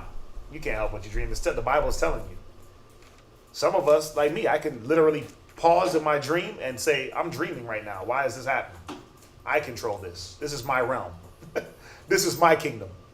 And I can change things the way I want it. Not everybody can do that. Not everybody can do that. But even in that sense, do I approach real life like that? Well, of course I do. But just not in a wicked way. Not in a way of not in a way like, oh, this is my world. I can do whatever the hell I want. It's lawless. No, but I do approach life in, I am in control. This is my kingdom. This is mine. I'm going to grab on it. Remember, the saints of the Most High shall take the kingdom. Right? And possess it. So the way the way I move in my mental space, I move like that in the real world, but just with bounds and with wisdom. You see what I'm saying? You got to have wisdom coupled with everything. Right. From there, where you at? Ecclesiastes chapter 5, verse 7. Go ahead. But fear thou the Most High. You said, but what? But fear thou the Most High. Right. Where should your mind be? So we know that dreams, they can deceive us and they're vain. But let's look at the flip side of dreams. So this is the next point. Dreams can also instruct us. They're not all vain. They're not all vanity. They're not all wrong. They're not all to just be discarded as nothing. They can also give us instruction, right? Go to Job. Go to Job 33. We always go here. Okay. Go ahead. Job chapter 33, verse 1. 33:14. The book of Job chapter 33, verse 14. Go ahead. For the Most High speaketh once. Go ahead. Yea, twice. Read. Yet man perceiveth it not. Right. So you got the Bible. You got brothers and sisters to show you and tell you, hey, no, don't do that. Hey, yeah, do that. Right? You got the scriptures. You got the law that says what to do and what not to do. Thou shalt not, thou shalt. Then you have brothers and sisters to help back up the thou shalt not, the thou shalt, when brothers and sisters get weak or don't understand. But he said, but sometimes man perceiveth it not. Go ahead. Verse So 15. what does he have to do to help you to perceive it? Read. In a dream. Go ahead. In a vision Go ahead. of the night. Right. When deep sleep falleth upon men. Read. In slumberings Right. upon the bed. Right. So in a vision, in a deep sleep, while you slumber, go ahead. Then he openeth the ears of men. Right. And sealeth their instruction. Go ahead. That he may withdraw man from his purpose. Right. So he'll seal your instructions through these visions and dreams, man. But again, there has to be wisdom to understand. Damn, the Most High gave me this dream. The Most High is trying to tell me something. The Most High is trying to instruct me. You got to have wisdom. You got to have knowledge to know that it was the Most High. For instance, how do you know it was the Most High? How do you know? How would one know? How would you know that the Most High put a dream in your head? And it wasn't just your mind conjuring up something crazy. How would you know? Me, the way I'm looking at it, the Most High is the one that gives instructions to the angels to give you that dream. But how would you know it was from the Most High and just not your mind orchestrating something?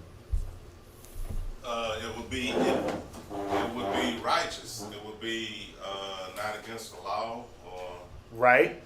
That's It it wouldn't break the law. wouldn't break the law. It wouldn't be a dream like, oh yeah, you know what? I'm in a dream having a foursome, so that's a sign for me to get more ribs. Well, that wouldn't be the sign for you to get more ribs having a foursome in your dream. Right. Or a threesome. So this dream wouldn't go against the scriptures. It wouldn't go against the scriptures. It wouldn't be something, oh, go do this unlawful thing. How do we know? Well, when Peter had the vision, when he fell asleep on the rooftop, right? He had a dream. And he said he dreamed of all manner of cloven-footed beasts.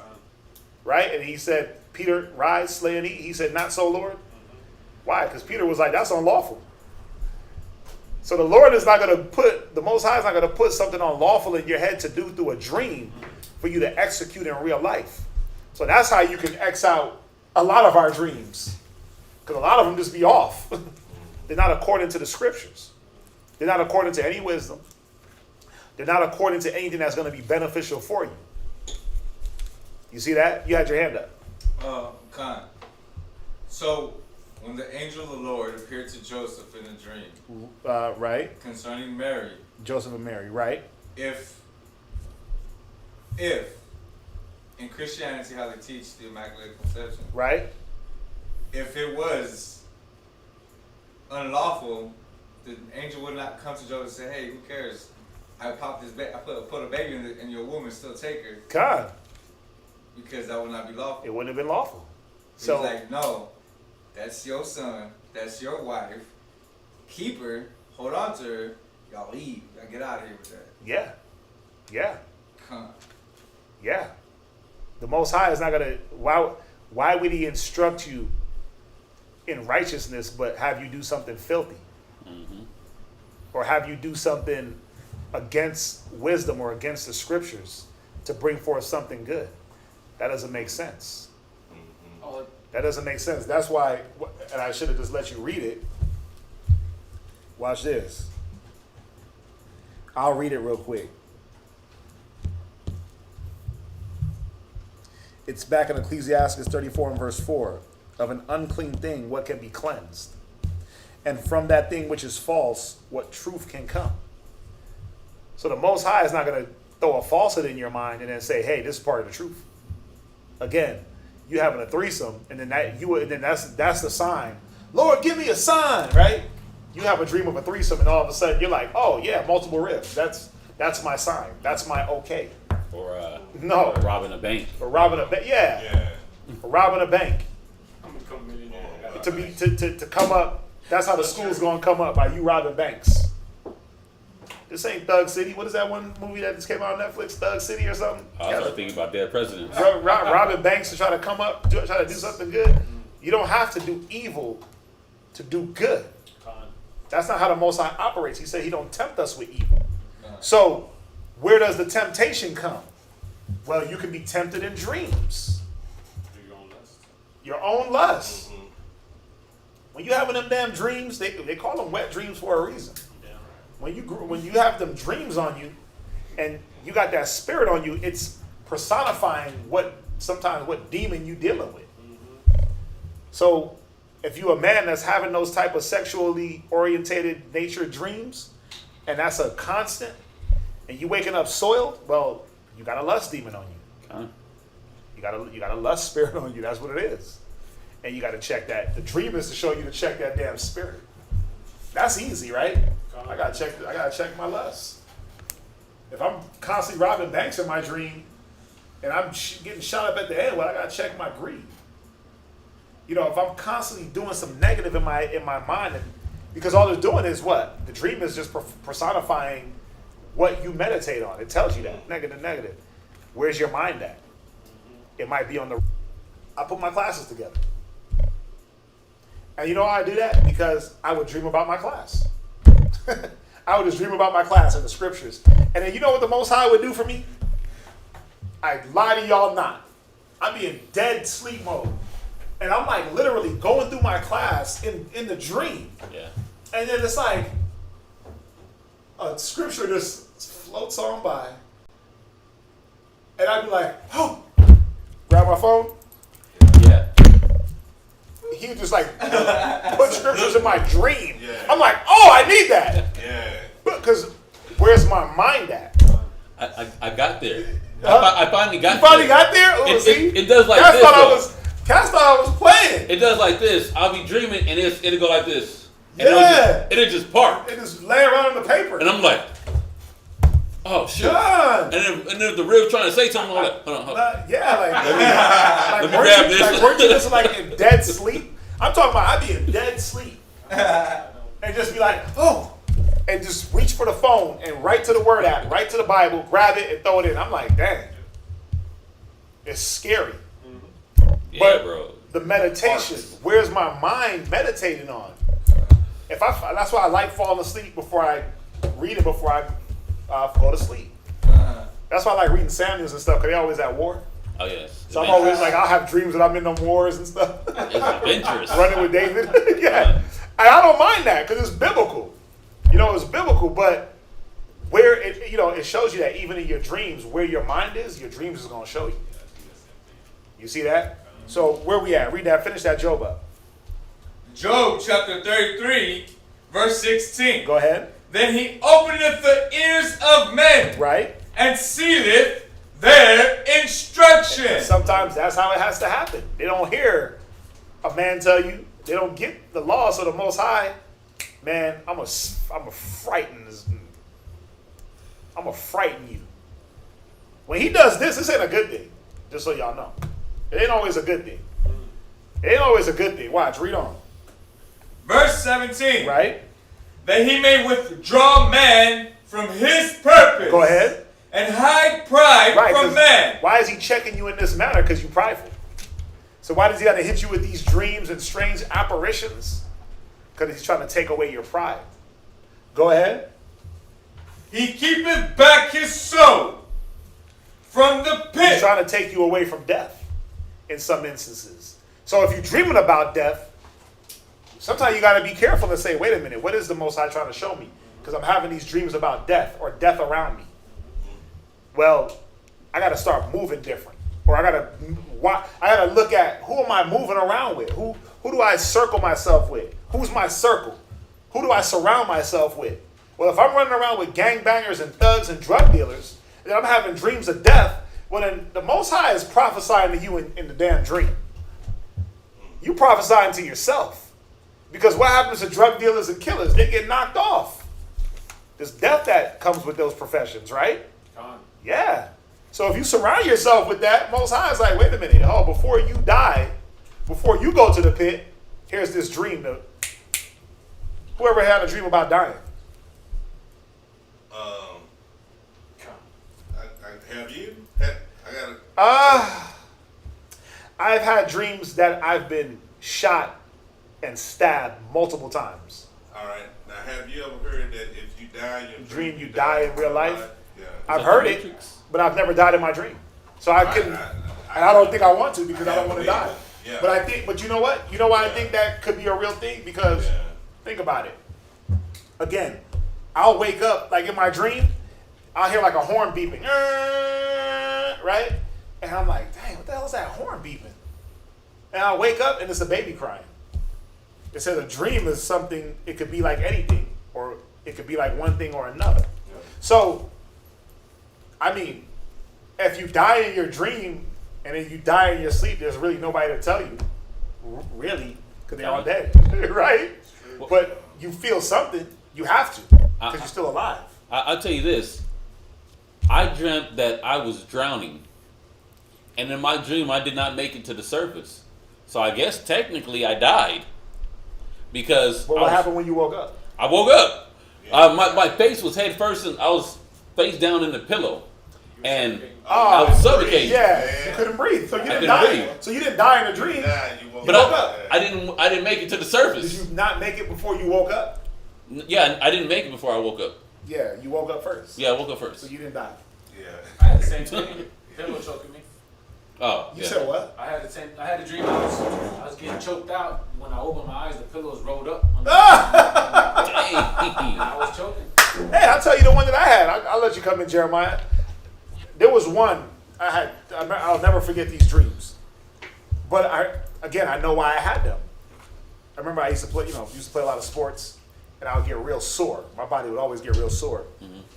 I remember I had one dream that I got shot like hundreds of times.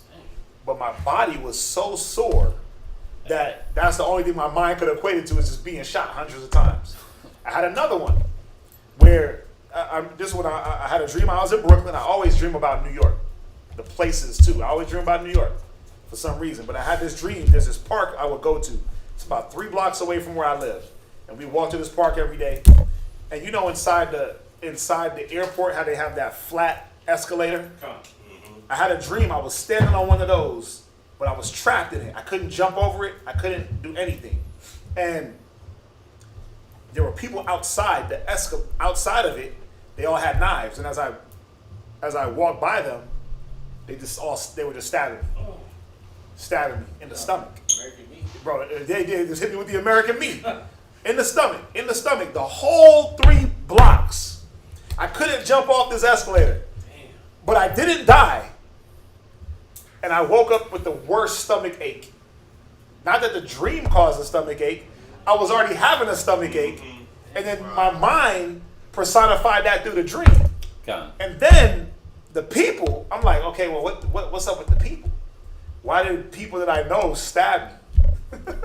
Well, all through life you have backstabbers. You have people that do things behind your back. But they were hitting me in the stomach, face to face. So there wasn't no behind the back thing. I still, to this day, can't really tell you what that means. And I don't even try to interpret what it means. Yeah. I just know I had a stomach ache. And my dream was telling me, you got a stomach ache. I woke up, bro, my gut was like, my stomach was killing me. I'll never forget those 2. But that's the closest I've ever came to death in dreams. But I lived. I lived, man. I've had some dreams, man. I had a dream one time, me and Kazakia, we pulled up to Tahawam's old house. And in front of Tahawam's house, there was some like damn Russian cats just there, like some Russian MMA fighters. And we hopped out, and you know, the way we pulled up, they thought we wanted to fight, and they end up trying to fight us in the streets, and we start fighting them right in the streets to defend ourselves. But then they start running like cheetahs. I mean, they were like, and then we took off right behind them the same way. Okay. Right? Flash. Yeah, it was. But I think I might have been watching Flash at that time. I ain't gonna lie. We ran back to my. That's where I lived, right around the corner from Tahawam. And we ran back to my house. They were running to my house for some reason, so we ran and chased them. And we fight in the street like superheroes. Hey, Kazaka, I was like, man, everything good? He's like, yeah. I was like, I had this weird dream that we got into some fight with some random ass Edomites. And he was like, yeah, you know, we just got to be careful. And you know what's funny about that? Me and Kazakia, this is right before he left to Virginia. What were we doing? Hey, Shalom, what you doing? Nothing. Hey, come grab me real quick. We're going to head over here. Come grab me real quick. Let's head over here. We was taking all these trips to Baybrook, trips to this mall, driving over here. This is right before he left. So we was, you know, we was hanging out just a lot more because he was getting ready to leave. So that sparked that dream that, okay, I'm always in this man's presence. That's how my mind dreams. Like, that's why it's easy for me to say, well, I'm just dreaming about my day. Yeah. I'm dreaming about my day because that's what happened. But then there's certain little things in it when there's danger. I say, okay, the Most High is saying be vigilant, be watchful, be careful of the danger. You don't have to go get a bulletproof vest and be leery of every Edomite, but be careful. What dangers is out there? You see that? Jeremiah, what were you going to say? Got 15 minutes. I had this dream. It was kind of like Shaddak's, where I was drowning in water, and when I woke up, my face was on the pillow, but I couldn't get up. Dang. It was like my body was glued to the bed. Yeah. I couldn't get up, so I was suffocating. Sleep paralysis. Yep. You had a demon on your back. That's what that was. I've had that. I've had that. And the only way to get that off, you just got to pray. You're not going to be stronger than that spirit. No, sir. So you stop. You pray. I used to have that where I'd be asleep. I remember when 9/11 happened. I was asleep. And my phone is blowing. I lived in Colorado at the time. My phone's blowing up. I had the old Nokia. That felt like the longest ring ever. It felt like it rang for 5 minutes because the phone's ringing and I'm like, and I'm trying to, and I'm like, what the? My mom was calling me. That was happening because they was blowing up damn New York. I couldn't get to the phone. I was tied down by some damn demon. It was weird. Now I know. Pray. That's all you gotta do is just start praying, and that demon will come off you, and it'll try to come on you 3-4 times, 2-3 times. Each time you just pray. You gotta really pray that demon away. You know, because yes, if it's pushing your face into the pillow, it will try to kill you. It's real.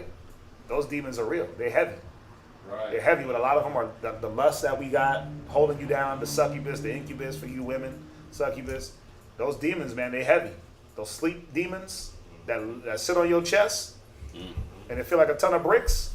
The only thing you can do is just pray that off, and you'll get it off. Let's go back to Job. Finish up Job. Read verse 18. 17? Read verse 17 and 18, and then go to Job 17 and 14.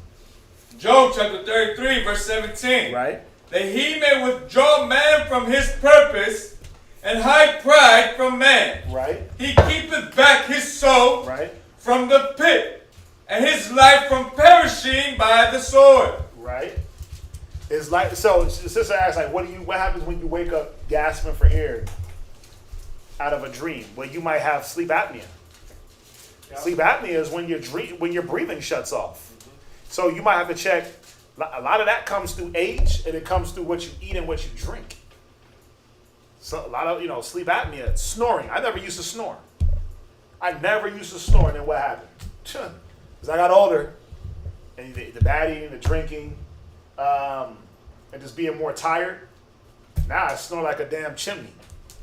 I don't know how I be snoring, man. I be making musicals. I know I do. I snore. Gone. But you like young kids, you won't really see them snore because the eating and the drinking and the bad habits, it's not there. But if you waking up, grasping for breath, You might want to go to the doctor, and they'll give you like a machine or apparatus, right? Sleep test. Sleep. They'll test your sleep, because you might have sleep apnea. That really ain't got nothing to do with dreaming. That got to do with you stop breathing in your dreams, in your sleep. That's a very, very, very, very prominent health condition with a lot of our people. So you wanted to go check that. Check your sinuses out too. Check your sinuses. You might just need a breathe strip. Yep. But sleep apnea, your tongue is going back. Isn't it your tongue going back and choking you? Basically, it's cutting off your air. Is that what it is? It depends on your thickness of your neck also. That's why you measure your neck. Yeah. You stop breathing, you wake up so many times throughout the night. You're not getting that REM sleep you're talking about. Yeah. And you're not getting oxygen in your blood when you're not getting that REM. Yeah. So your oxygen levels Are low. get real low. So your heart is not pumping because when you go to sleep, your body literally rests. Right. Digestion stops. Heart pace slows to a crawl. You're damn near dead when you sleep. So it's easy for you to fall into a deeper trance if your body ain't up to par. Right. Let's see here. I just talking on that. You ever feel like you start falling asleep and then you feel like you falling, you like jerk up, you thought you was falling? Oh yeah. Yeah. Well, what happens is, like how you said your body shuts down, your nervous system, like it shuts down too fast. So it shuts down like all the signal that's going to your muscles throughout the rest of your body. So if your brain thinks that you're falling because you have that sense of I don't have control, and it twitches you. Yeah. So that's why because I'll do it sometimes. Like, oh. And I'm like, oh God. But you're not really falling. Kick the rib in the head or smack her. Like, oh, that was my sleep problem. God. I really be smacking you. No, I'll do it. I'll catch myself doing it. You're drifting and you're like, whoa.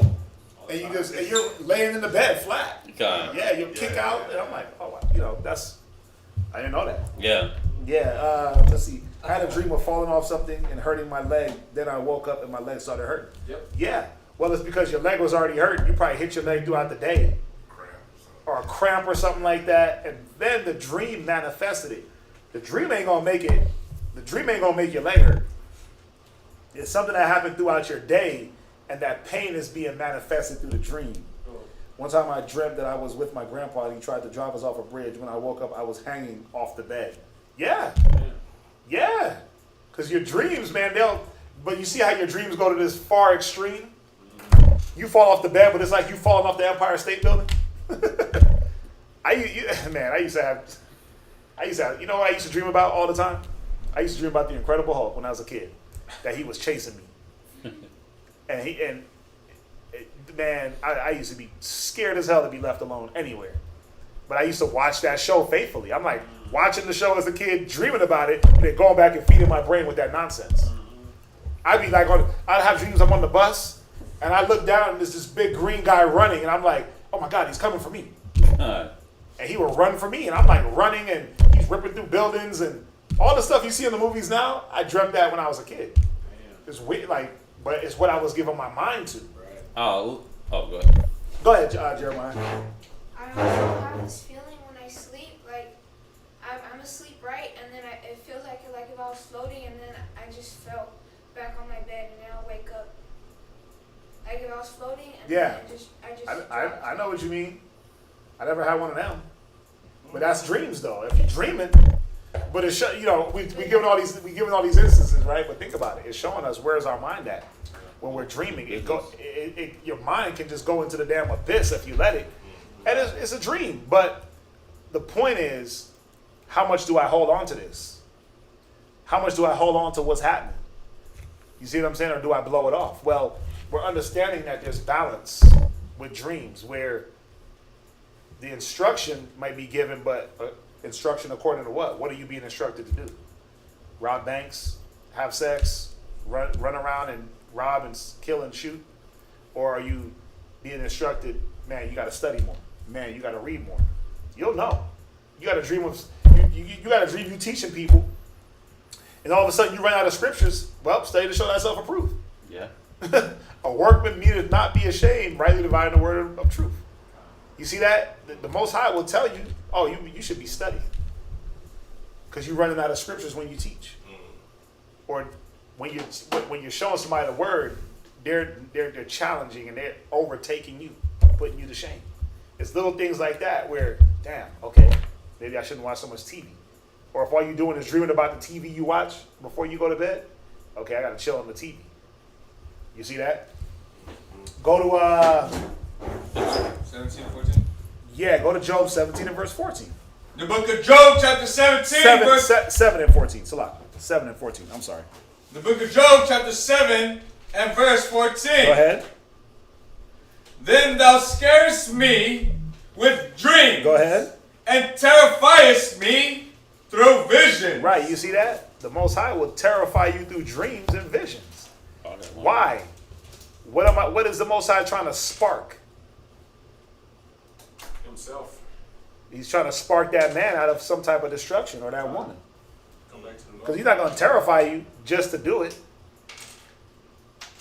Why am I having dreams of death? Why am I having dreams of guns? And why am I having dreams of people around me dying, or danger or peril? The devil beat you up. Yeah, why am I having dreams of ghouls and goblins? Well, what is the Most High?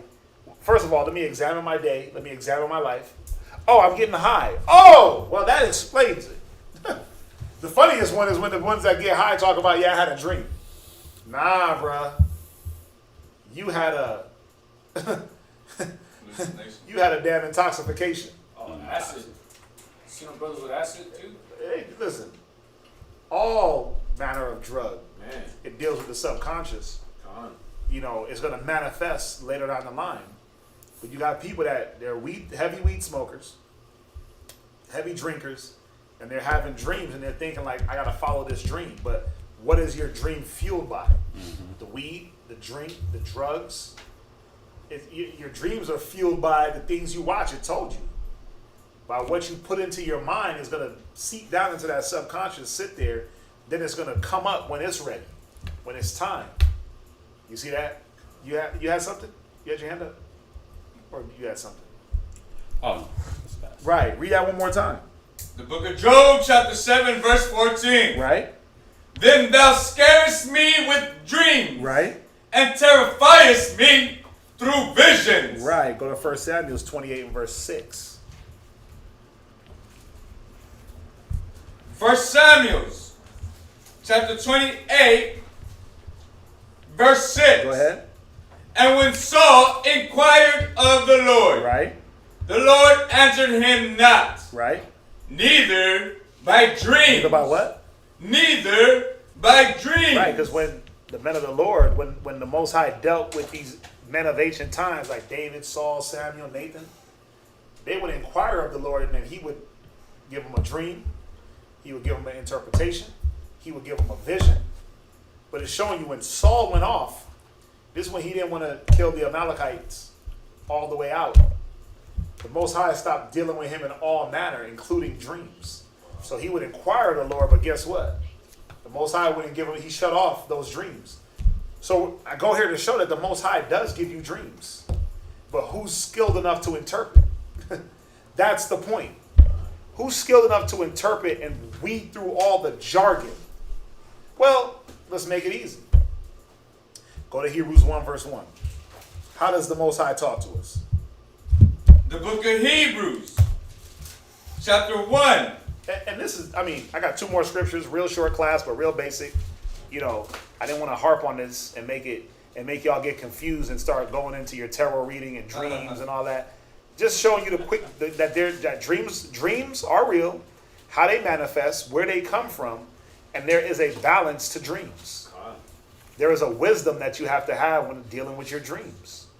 And sometimes it's to not give them any type of credit. Moving on. Or sometimes it's to say, damn, okay, why did a gun come out? And cats try to run us over, run into us with their car, like literally ran into the car with the car. Well, gotta be more watchful. Go ahead. The book of Hebrews, chapter 1, verse 1.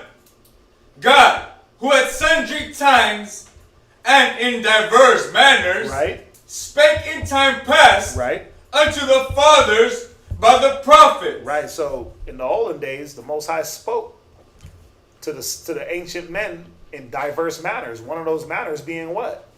Visions, dreams, burning bush, bailing a donkey, angels would appear, right? They had all different diverse manners. Look at Joseph. He spoke to Joseph through dreams. You're gonna rise up against your brethren. Daniel, he was interpreting dreams. Right? The king Nebuchadnezzar had dreams. Yeah. He brought the soothsayers, the witches, the diviners, and then here comes little old Daniel with the wisdom. He said, bring me a man of wisdom to interpret these dreams. That's what Nebuchadnezzar said. That's what Pharaoh said. He said, I need a man of wisdom to interpret. The Most High gave Pharaoh the dream of the famine and the plenty. He put that in Pharaoh's head. He put that in Pharaoh's head. He gave the other king of Egypt a dream when, I believe it was Abraham and Sarah, they went into Egypt. Yeah. Remember he said he hit him with a dream? Yeah. He came to him in a dream and said, don't touch this woman. Mm-hmm. That's a man's wife. That's a man's wife? So the Most High will deal with dreams, yes, but that's how he dealt in those days.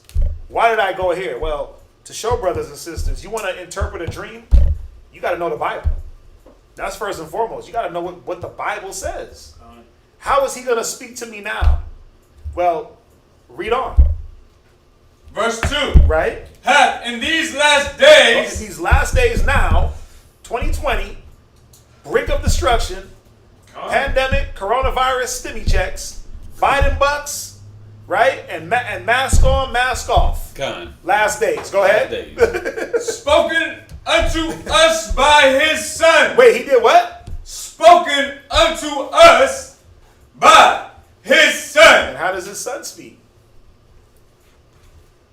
How does his son speak?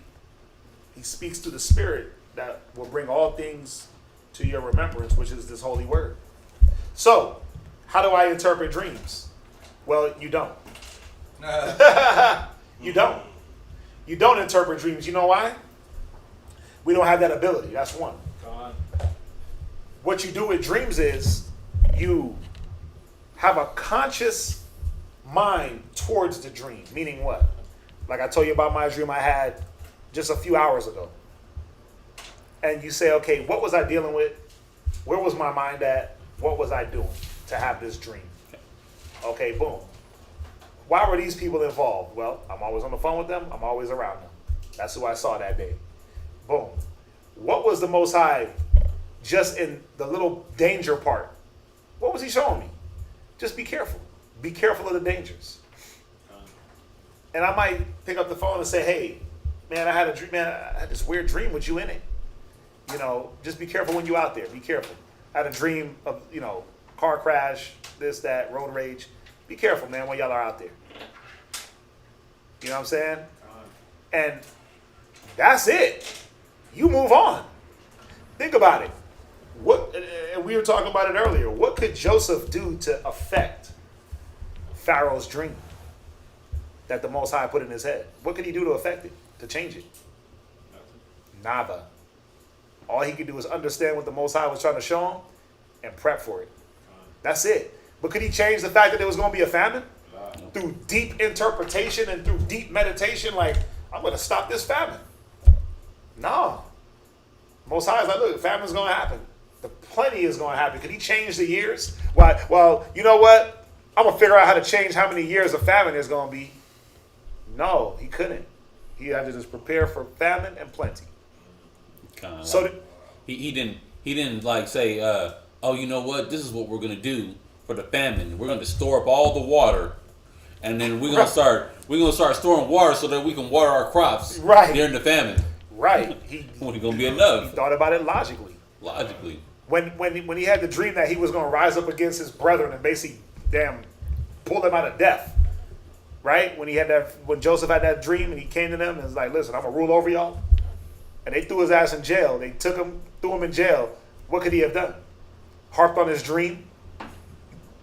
He had to let life play out, right? For the dream to come to fruition. And if it came to fruition, then you knew it was a dream to be held on to.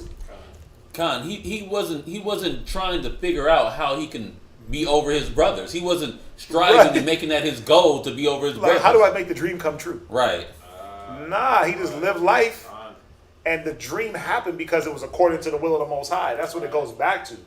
Whose will are we trying to impose? Whose will does this dream or vision promote? Your own will or the will of God? So it goes back to, well, how does the Most High talk to me? How does he talk to us? All we got is this Bible. That's it. Your dreams literally mean nothing. Literally, that's why he said it. They're vanity. There's little small things in there that you can say, you know what, let me watch for that. Danger, let me watch for that. Let me be careful of that. But this ain't Neo in the Matrix where he fell asleep and then he had a dream and it was like, follow the white rabbit. Then he goes to the door and the white rabbit's on her back. And he's like, oh, I'll go with you guys to some strange club that I've never been to. Right, with some strange people. Right? Come on. No, it ain't working like that. The scriptures is going to lead us. Right? I got one more.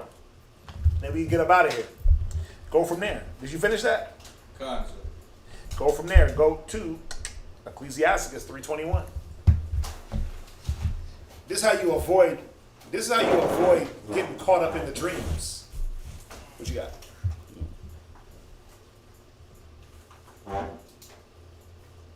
Go to Ecclesiasticus 34:7 first. 34. Yeah, go there. Good one. Ecclesiasticus. Chapter. I did. I put it all the way down to 8, but I broke it up. Yeah, I see. Yeah, go read that. 34 and verse 7. Ecclesiasticus chapter 34 and verse 7. Yeah. For dreams have deceived many. Yeah, the things that are happening in your dream, and you want to try to live out your life according to what happened in your dream, you'll be deceived. Like you think you're going to win the lottery. Like you had that dream that you won the lottery, and then now you go spend all your life savings, all your hard-earned money on lottery tickets and never win. You've been deceived. If it hadn't been sent from the Most High, if it doesn't line up with what the scriptures say, you're being deceived. And you'll deceive others. Come. Oh, I dreamt about you, and you were going to be a great man. Like, nah, stop. That's what you're a doctor. That's what they do with the palm reading and the tarot cards. Yep. Oh, I see you in my future. Your future is telling me. That's what the pastors and preachers do. God gave me a message for y'all. He gave me a word for y'all. God didn't give you a damn word. He gave us the Bible to read. He gave you a different word than what the word says. He gave me a word concerning y'all. No, he didn't. He gave the prophets that. But not no pastor. Not no pork-eating pastor. Go ahead. And they have failed that put their trust in them. You see, it says that they put their trust in the dream. They lived their life. They put their trust in what they seen in their dream versus doing like Joseph did, letting life play out, or being rational about things like how Daniel broke down the dream. You can't let visions of the night from things that you ate, from the multitude of business, make you think that you're going to see a celebrity. You dreamt about a celebrity, and now all of a sudden you like, I know I'm going to run across Brad Pitt. I know Brad Pitt's going to come. I know, you know what? I had a dream about Pop Smoke before he died. I knew Pop Smoke was going to get popped. Yeah. It said, because I dreamt about him, he kept saying, pop, pop, pop. And then I heard a gunshot when I woke up in the morning, at night in my neighborhood. And so I knew that Pop Smoke was going to die. Nah, Pop Smoke was not visit. He didn't visit you and say, he's prophesying his death to you in his dream. And now you want to live your life based on whatever comes to your dream because you feel like you were visited by somebody. It don't work like that. It says many are deceived. It said they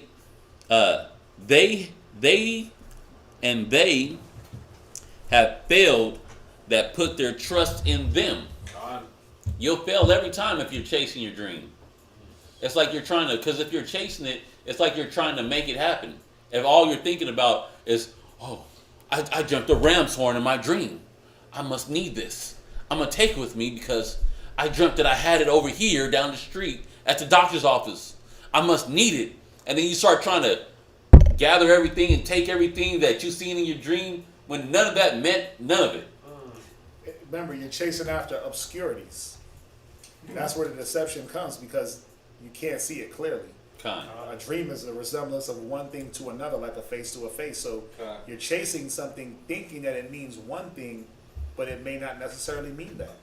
That's right. That's where the deception comes. And then now you're trying to, and then you can even be just sitting back meditating on your dream. And it's like, man, what does that mean? Man, I think the Most High is trying to tell me something.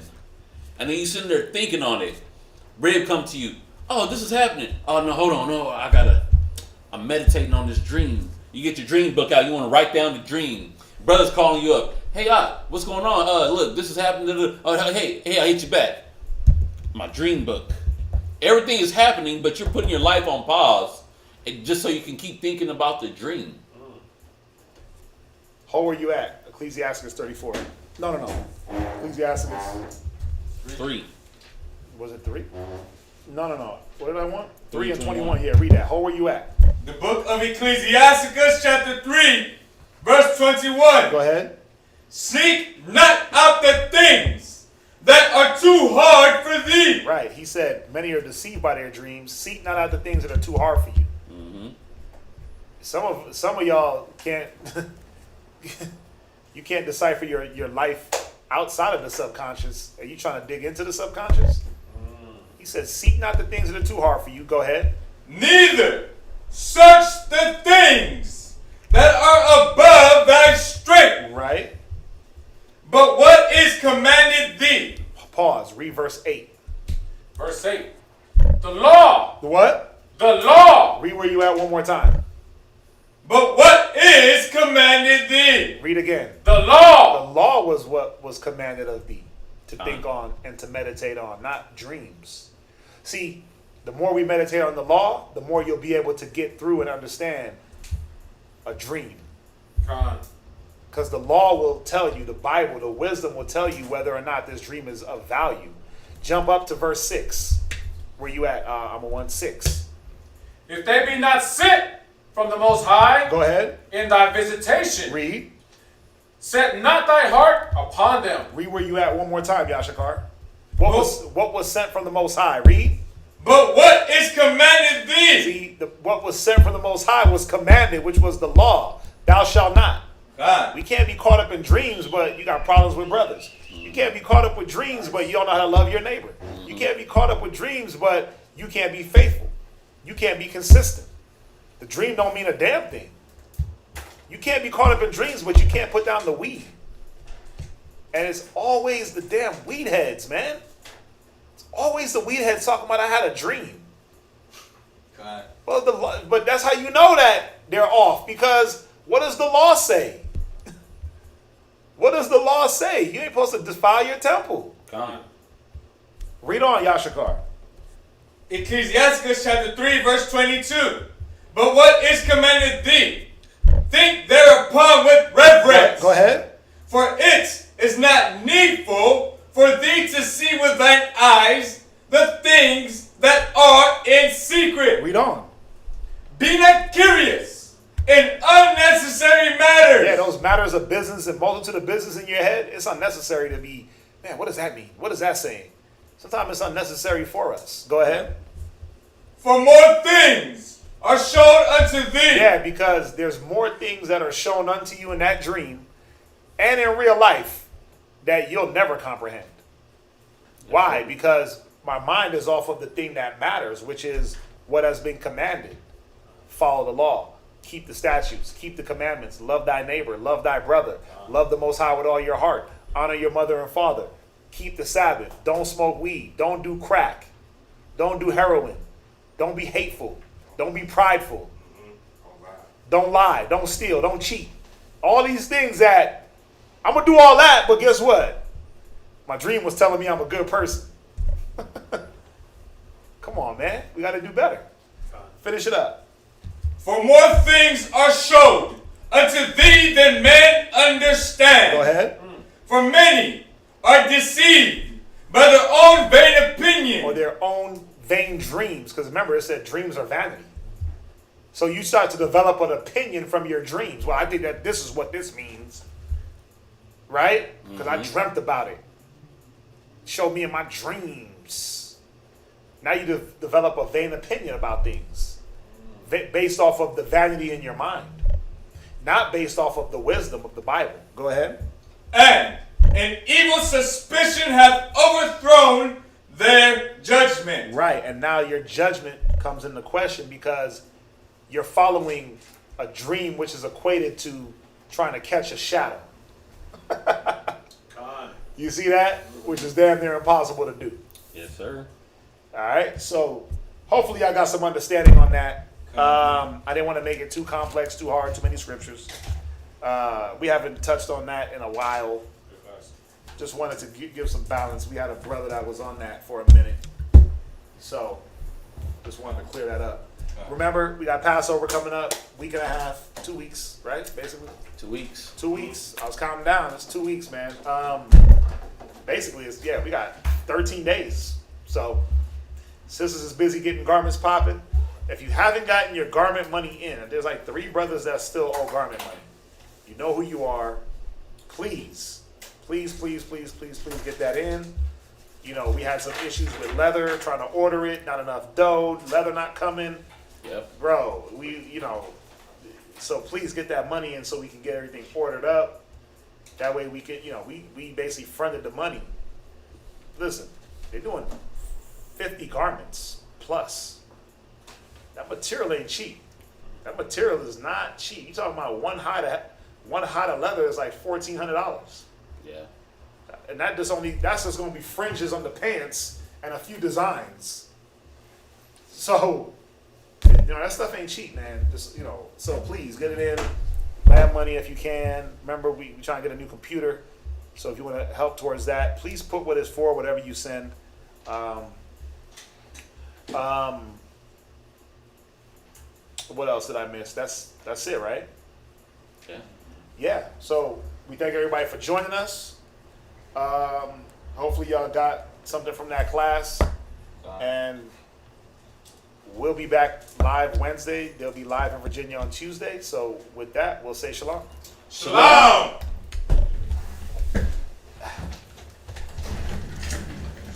Remind them, we'll find out with them.